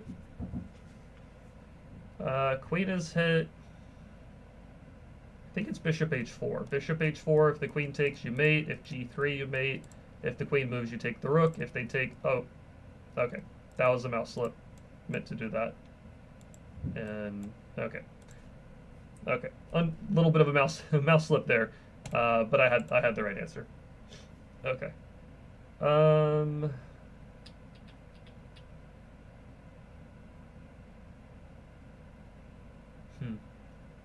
What is this?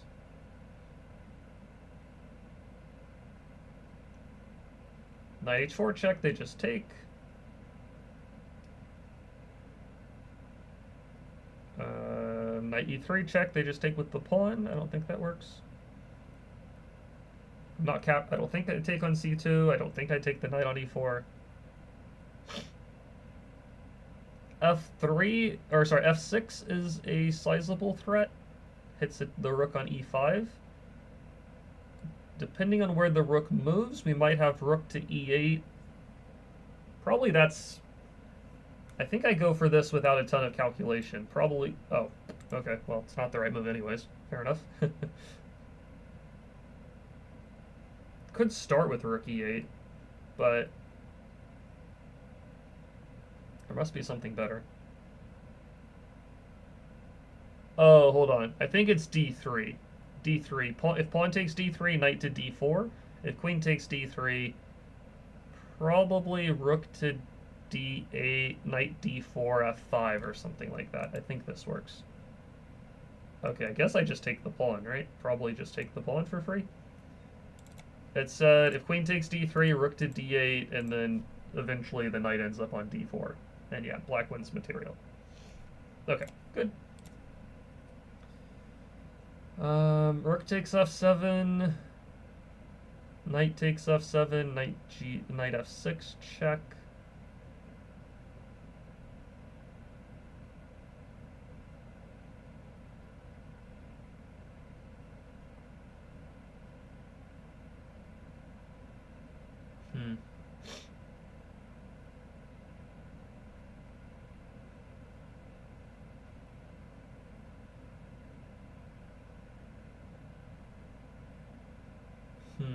Okay, let's figure this out.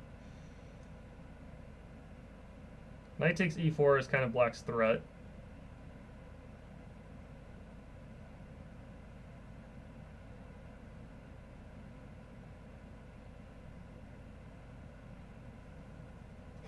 Excuse me. It feels like rook takes f7, but after knight takes f7, knight f6 check, and then take on e8, and then I think you're crashing through there.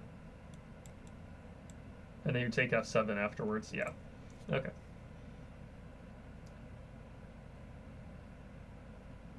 Queen f8, if rook blocks, queen h6 is mate. That's clearly good.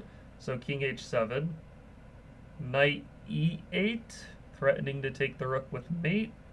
Rook goes to e7. Oh, so we need to eliminate the knight on d5 first, I think. Or we check and then take it. I'm not sure if the move order matters. I think you can check or take first. I was thinking knight to e8 here.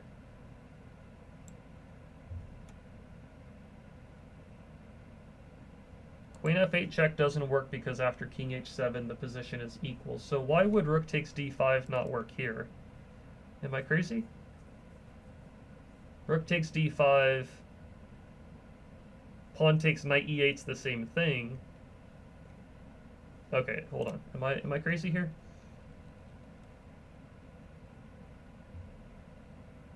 Rook takes d5. Oh, rook to g8. Ah, that's annoying. Rook to g8, and then they keep, you know, blocking if you try to go for that. So that's why it's important to take the knight first. You take the knight and then you check. That way black doesn't have the same counterplay. Yeah, that's a good point. Okay, good to know. Knight takes f2 check, or sorry, not check, but knight takes f2 is first instinct, followed by taking the g3 pawn and then the h2 knight. Knight f4 check, the king moves, and I don't really see a great follow-up, so I think you take here, check, and then you take the knight. Okay. f6. But then black has knight takes d3 check, we take back, they take the rook, and that kind of squanders that idea.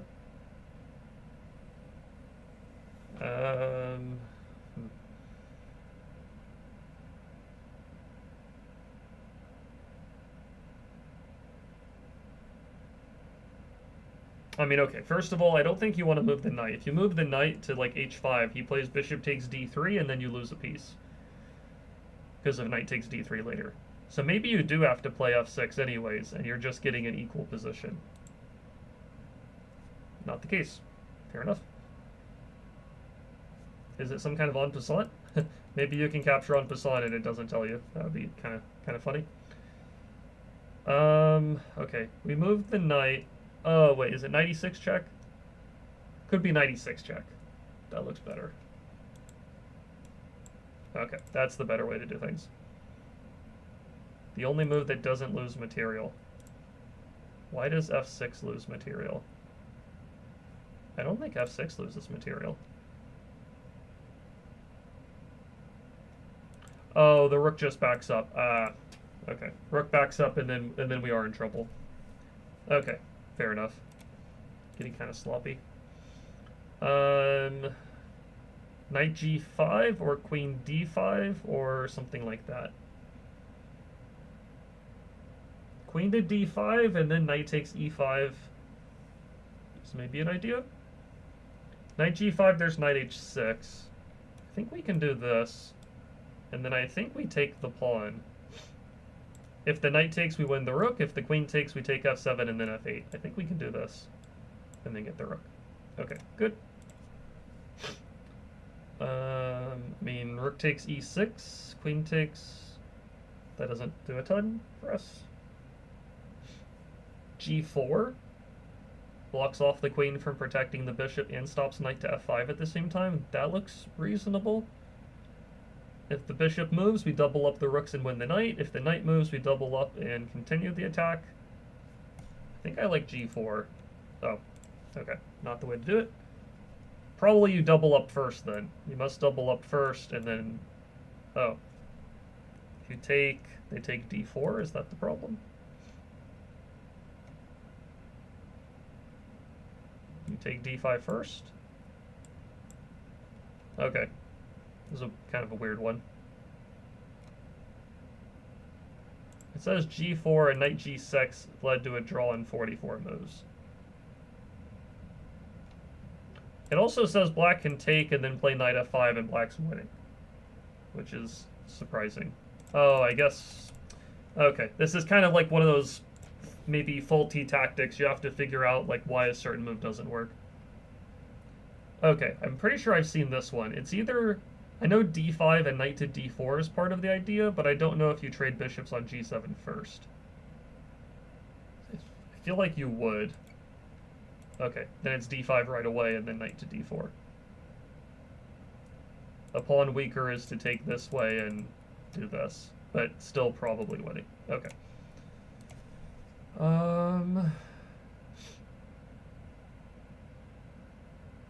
Okay, we're down a rook and a piece. And a minor piece.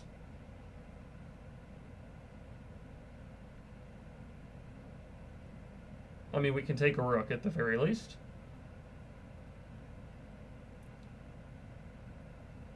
Bishop g4 check. King d2, bishop b4 is mate, so that's good news. King f2. Queen f3 check, king g1, no mate. Could start with bishop to b4, but then there's a lot of good moves here. So queen to g4, king f2, queen h4, king e2, bishop g4, king d2, bishop b4. Okay, I think it's the queen check. Check, check, check, and then you win the queen. Okay, good.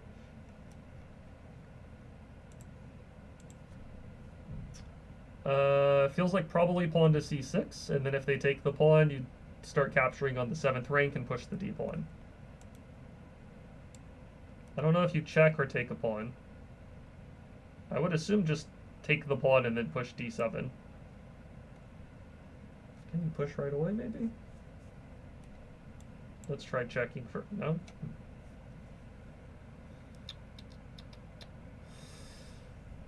What's wrong with just taking the pawn?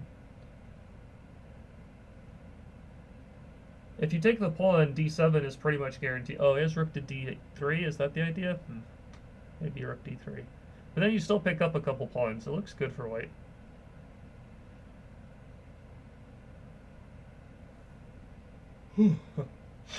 Okay.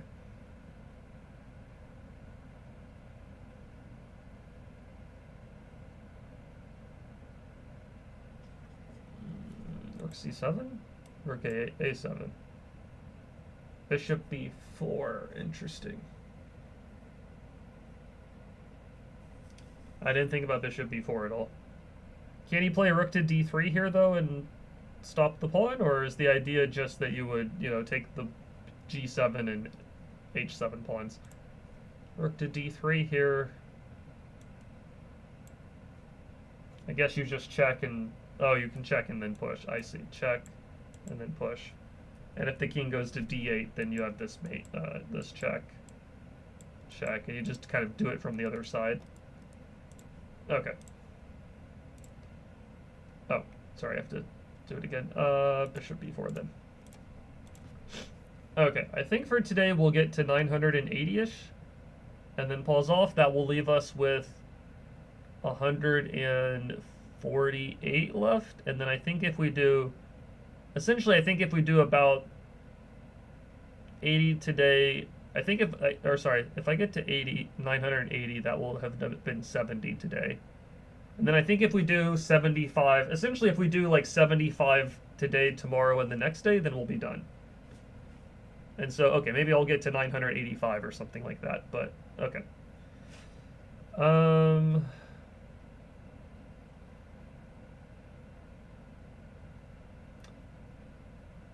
I think I check on f4 and then I take on d4, but I'm not sure if I take on c4. But I'm not sure if I take on c4 first or not. I take on c4, bishop takes back, rook to d2, then queen f4 check and rook takes f2. I mean, that's completely winning. If I check on f4 and then take on c4, that also looks winning. Oh, wait, no, I need to take on c4 first. Okay, so I think this is an important move order one. If I check and then take c4, first things first, if the queen takes on c4, I have rook takes d5, and I'm using the pin. I think that works for us. If I check and then take c4 and the bishop takes on c4 and I play rook to d2, there is rook to b2. So I need to play rook d2 when the queen is on f6, controlling the b2 square. So I think I take on c4 first. And then here I check and take the bishop, and that's good. But the point is that if the bishop takes on c4, rook to d2, There's no rook to b2 this time. It does say check, take here also works, but only because of rook to b2, rook to d1, and queen h6. So it still wins, but it's a much more complicated win, I think. So, okay, we got the answer there. Good. This looks like queen e4, and then you take the knight of the bishop on b4. Oh, I'm jumping the gun. Why would that not be good? Oh, he takes b4 and then d3. Okay. So I think you have to take h7 first then. And then you check and take here. You're winning a pawn instead of, oh, sorry, you take the bishop. You're winning a pawn is the main point. If you try to go to e4 first, you're not up a pawn. You have to take on h7 to get the pawn. Okay. Yeah, bishop h7 first. Yep.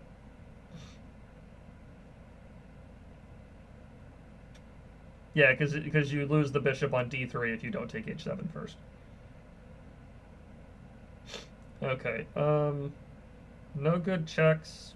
No good captures. How do you make a threat? g4 or something? I don't know. Everything's pretty well protected. I guess you go rook c4, and the goal is to take the knight, play b6. That's my impression. But the problem is the rook just moves off, or the knight goes to like b3 or something. I don't know.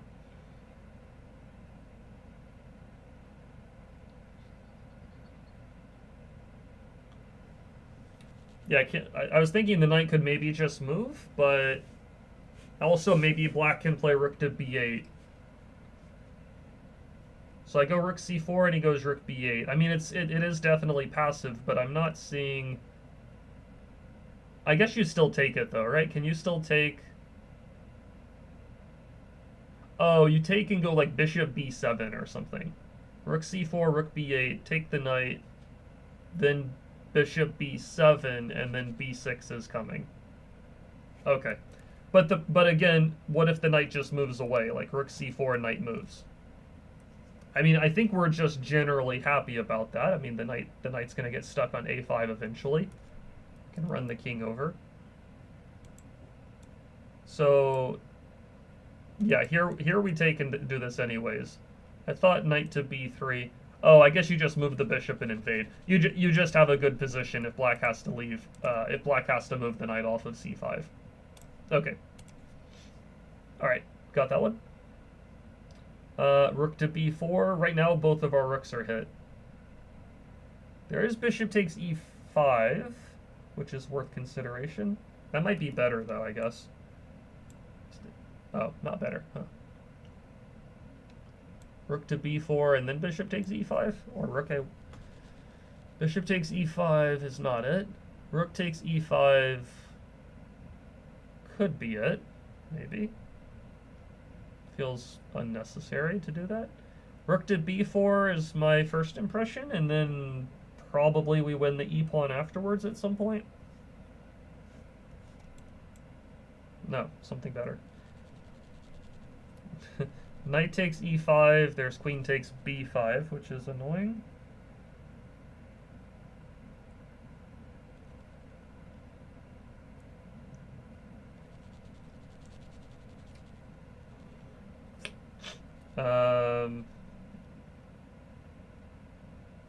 Rook takes e5 and rook e7. I thought that maybe he could just take e5 and then go king g8, and I wasn't so sure about the follow-up there. But maybe you play some kind of bishop h8 or queen b7? Queen b7, rook f7, eh. Bishop h8, rook f7, eh.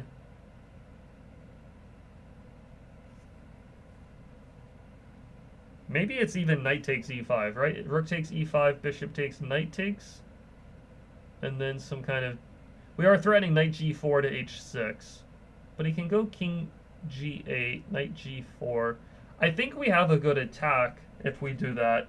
But I thought bishop takes e5 also worked, but I could definitely understand this being Could have been stronger. Is it rook a5 first? What is this? Rook b7. Rook b7. And then I guess you're playing bishop takes out. If they take the rook, then bishop takes e5 or something looks good.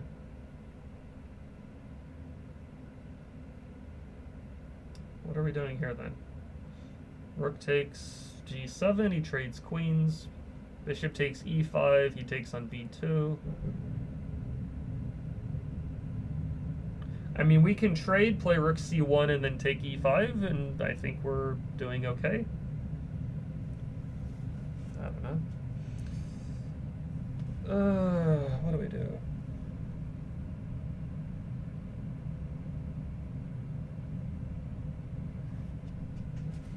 Maybe just knight takes e5, I guess.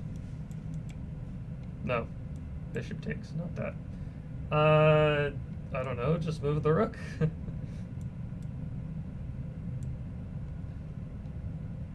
Honestly, it beats me. I feel like, I don't know, there must be some knockout blow, but I'm not seeing any knockout blow. Is it a queen trade? Queen to b4. I guess you really want to get to the e7 square. Okay. Those are tricky. Like, neither one of these is, like, neither one is really much of a threat, it feels like. Okay, I can understand the queen getting to e7 being a big threat, but rook b7... Okay. Somehow it's significantly better than everything else. Interesting. If you take here, you take here. That one I believe. That one's pretty clear-cut. And then here... It needs to be one of these two squares, apparently. And then you go to e7, and then you take on e5. Okay, very tough puzzle. Neither one of those moves were straightforward at all, and they were also the only good moves. So, I mean, this is a good puzzle in the sense that there's not multiple moves that are correct, but it's also a tough one. I think rook b7 and queen b4, yeah, the game did go that way, though. The game concluded with rook f8, so he did play rook b7 and queen b4, yeah. I mean, obviously, Carlsen's incredibly strong, but that's a tough sequence. That's a tough one.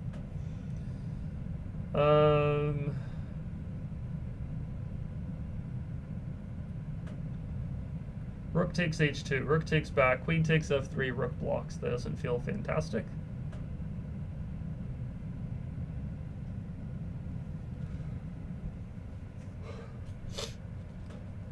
Rook takes, rook takes. I could take on h2 with the queen and just trade everything and play a king and pawn endgame. A king and pawn endgame that should be good for black because of the outside passed h-pawn. That should be quite good. Take, take, take, take, take. But the problem is white doesn't have to take on h2. He can move the bishop back to safety, and then it's probably a draw. So how do we kind of guarantee a trade of queens is what it comes down to, I think.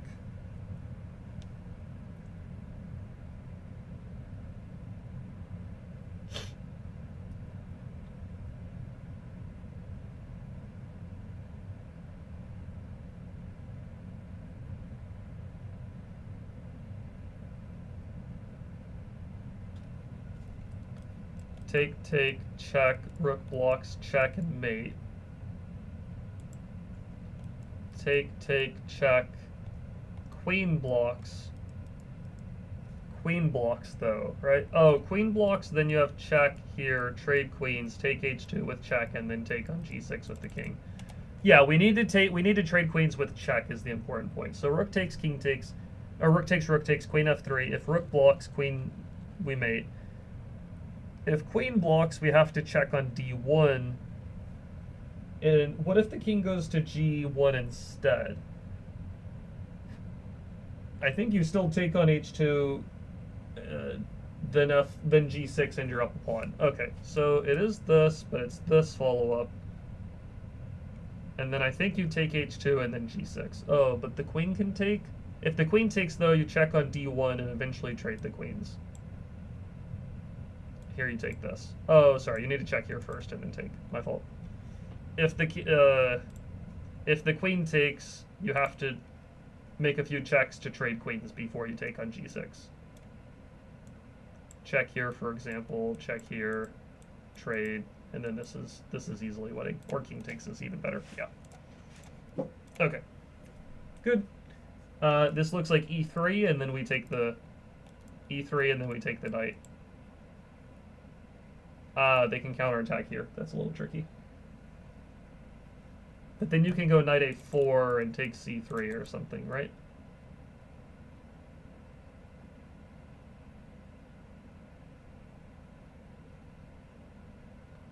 Hold on. Can we take g5 and then play e2? Maybe we take g5 and play e2.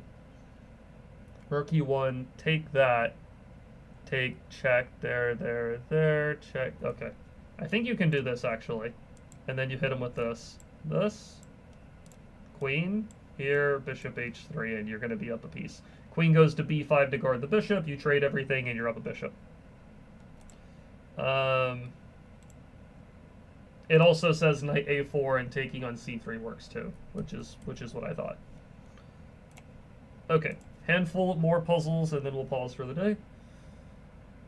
Knight c3 check, pawn takes, rook b8 check, leads to either winning the queen or mate. He's got a block with the queen. I mean, my assumption is that you can just... okay, I can see where this is a little tricky. The h-pawn, h7 and knight f7 check is kind of a problem. But you have to take the queen, right? There's not really any other checks. And then... queen to d5 covers the f7 square and threatens a2.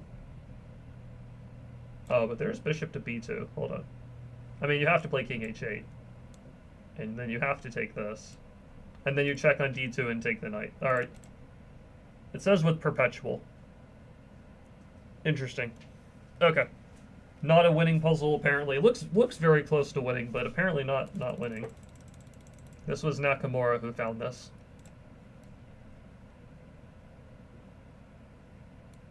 Yeah, it's not winning. It's apparently just drawing.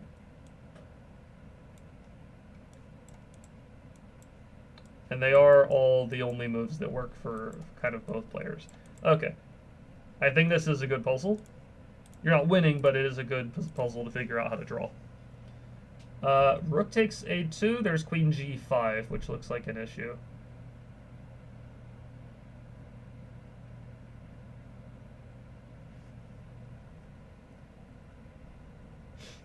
I think you take the rook and then take the pawn, though. Oops. Well, I guess you could just move the queen away somewhere. You have to still watch out for queen g5, I will say.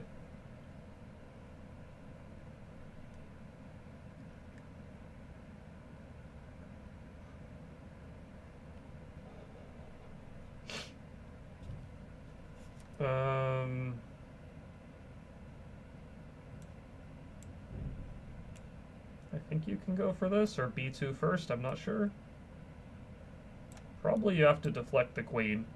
Yeah, force the queen away from the g5 square, and then you're in good shape. Okay, good. Couple more. Knight takes c6, and then knight takes d5 looks pretty good. And then you just do stuff like this. You check here, and then you win the rook on e7 after this trade.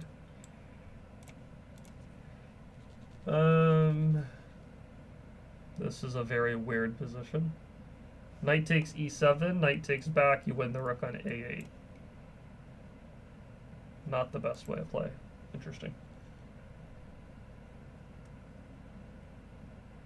Oh, there's knight takes g5, I'm sorry. Yeah, there's knight takes g5. So you have to take e7 with the bishop first. And then the rook is hit. Yeah, the bishop is being hit. We have to watch out for that. Okay, our bishop is kind of trapped. Bishop takes, there's rook takes.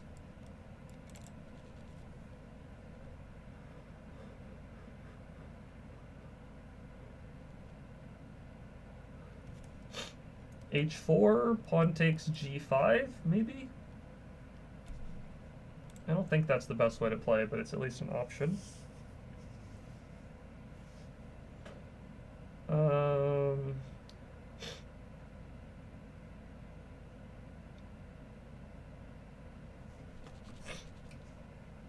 Maybe it's good. I don't know.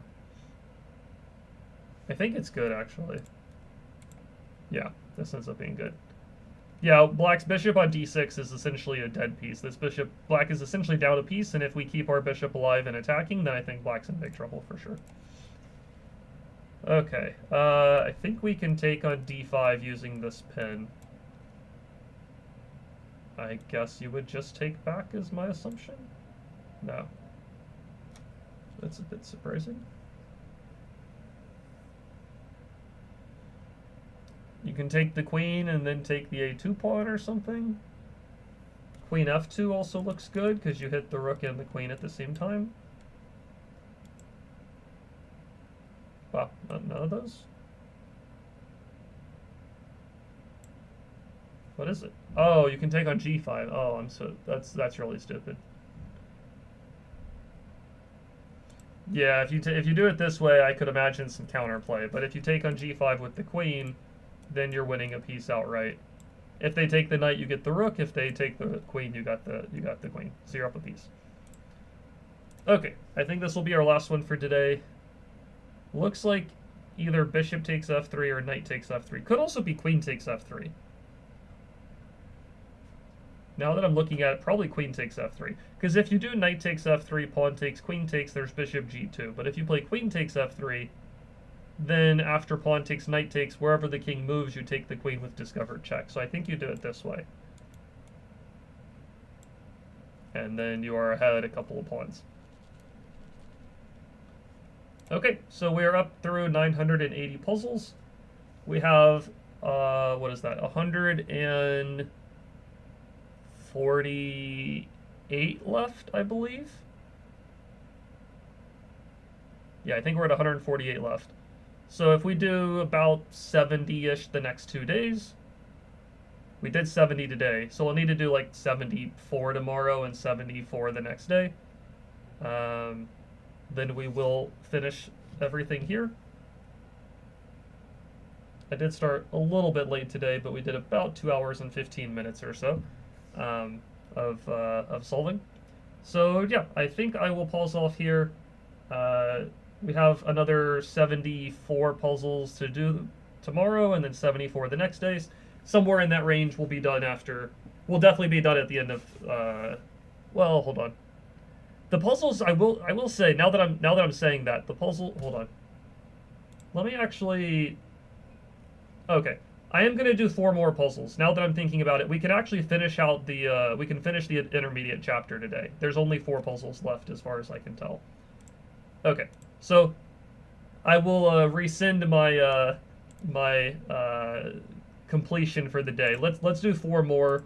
That way this whole chapter is knocked out, and then all we'll have left is the advanced chapter. And I'm hoping, maybe I'm a little bit naive with this, but the advanced chapter could be more difficult than what we're already looking at. So maybe my hope of doing 70-something puzzles the next 2 days is a bit naive. It may extend till Thursday. We'll see, though. I'll do the next 4 puzzles and finish this chapter, and then we'll get a barometer and gist of how difficult the advanced puzzles are starting tomorrow. So let's do these last 4 in this chapter. So what are we doing here? Knight to c7, rook takes, bishop takes, queen takes. We go b4, and then the bishop is pinned and wind. Pinned and wind. Okay, couple more. I think you can take d1 and take e4. I'm not sure if it matters with which piece. Maybe you take on e4 with the bishop first as well. Maybe you do it this way. Trade. I don't think you check because the bishop blocks, but I think you do this. And then, yeah, white is threatening mate, but black beats white to the punch. I do think it's important that if you trade on d1 and then play bishop takes e4, then there's knight g6, or there's queen check and knight g6. So I think you have to take the pawn first. I just want to check. That's the idea. Trade here and then take. Apparently it's still working, but now you have to play queen f8. You can't go king h7 this time because now you get mated. Whereas in the main variation, we saw that we saw that white has already traded the bishops, and so that means that that we beat white to the punch with the queen f2 check. Okay, important on the move order there.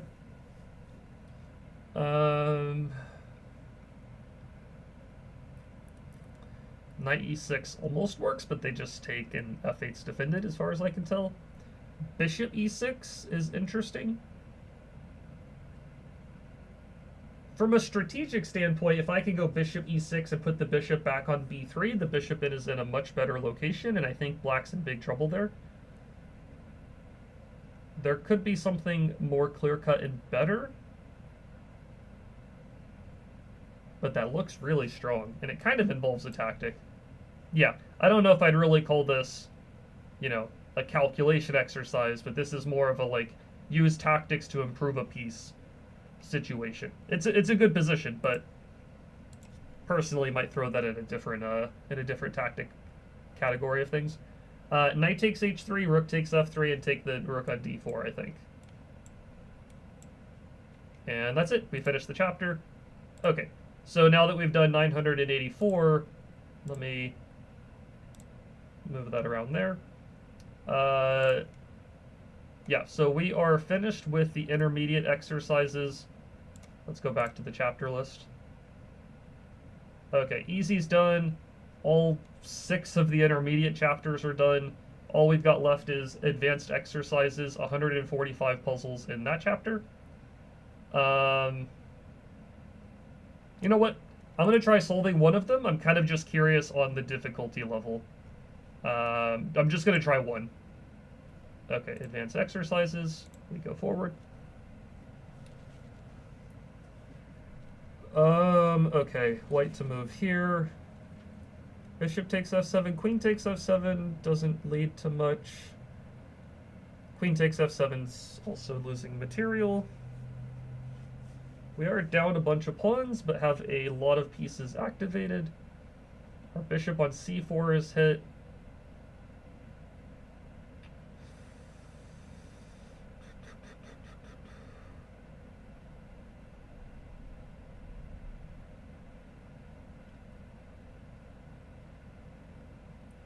There's no good checks.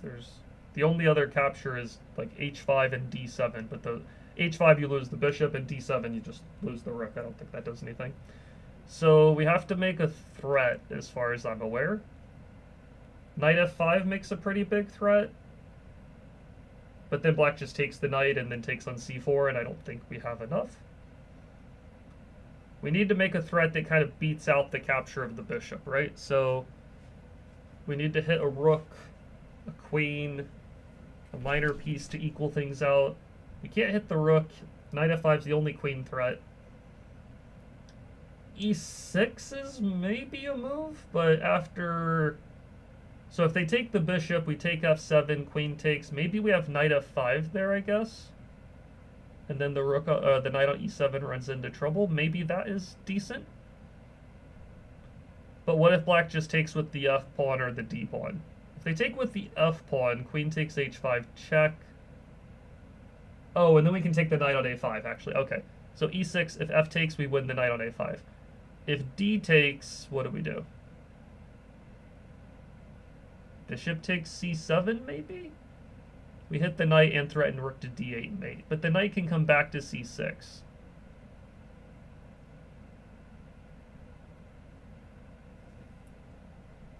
I'm not sure what we play. I don't want to move the bishop off c4 and make some kind of passive defensive move.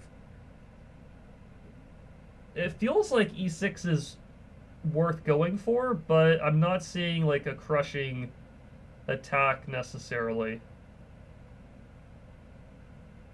F takes doesn't work, knight takes c4 doesn't work, d takes e6 is the only move I'm seeing. And then maybe there's bishop takes c7, maybe bishop b5 check is also a thing. Okay. Spitballing here a little bit. And the puzzle stops right after e6. Okay. D takes e6, bishop b5 check. I thought bishop takes c7, and apparently white has a winning position. White has a winning position even though it's not over yet. Okay, fair. Bishop b5 check, then bishop c7, and then somehow all of this, I don't know if that's all necessary, but okay. It's not a great sign for us with that being like such a weird puzzle. Weird meaning like I think I like white's attack, but it's definitely not as clear-cut as other examples we've seen. It feels like the evaluation here is the trickier part than the calculation. Once you look at e6 and see some of the ideas, it looks reasonable, but even here, I would feel like white's in good shape, but I don't know if I would say white's winning. The computer is going to say it's like clearly better. I would have probably taken on c7 instead of playing bishop b5. I would have probably taken c7 and then played this position, which is also better for white. Okay, I guess queen to d3, and then it's tough to stop queen to d8 checkmate. Okay, a little bit of a weird one. I don't know if I'd say super difficult, but the evaluation was tricky. A little hard to assess that we're much better there, but okay, I solved one. We'll get more of these advanced exercises tomorrow when we continue with the chapter. So yeah, we'll pause off here. I'll be back again tomorrow around 10 a.m. Eastern time. I did start probably about 10 minutes late today, but we got in about a little over 2 hours and 15 minutes of training. So I'll be back again tomorrow at 10 a.m. or around it. And I'll see you guys tomorrow. Thanks for hanging out here, Thomas. Shelton was also here. Ernesto was there for a bit. Nathan, good to see all you guys again. Hope you guys have a good rest of the day. I'll be back tomorrow, and we will get closer and closer to finishing up the book the first time around. All right, bye, Thomas. See everybody else later, too.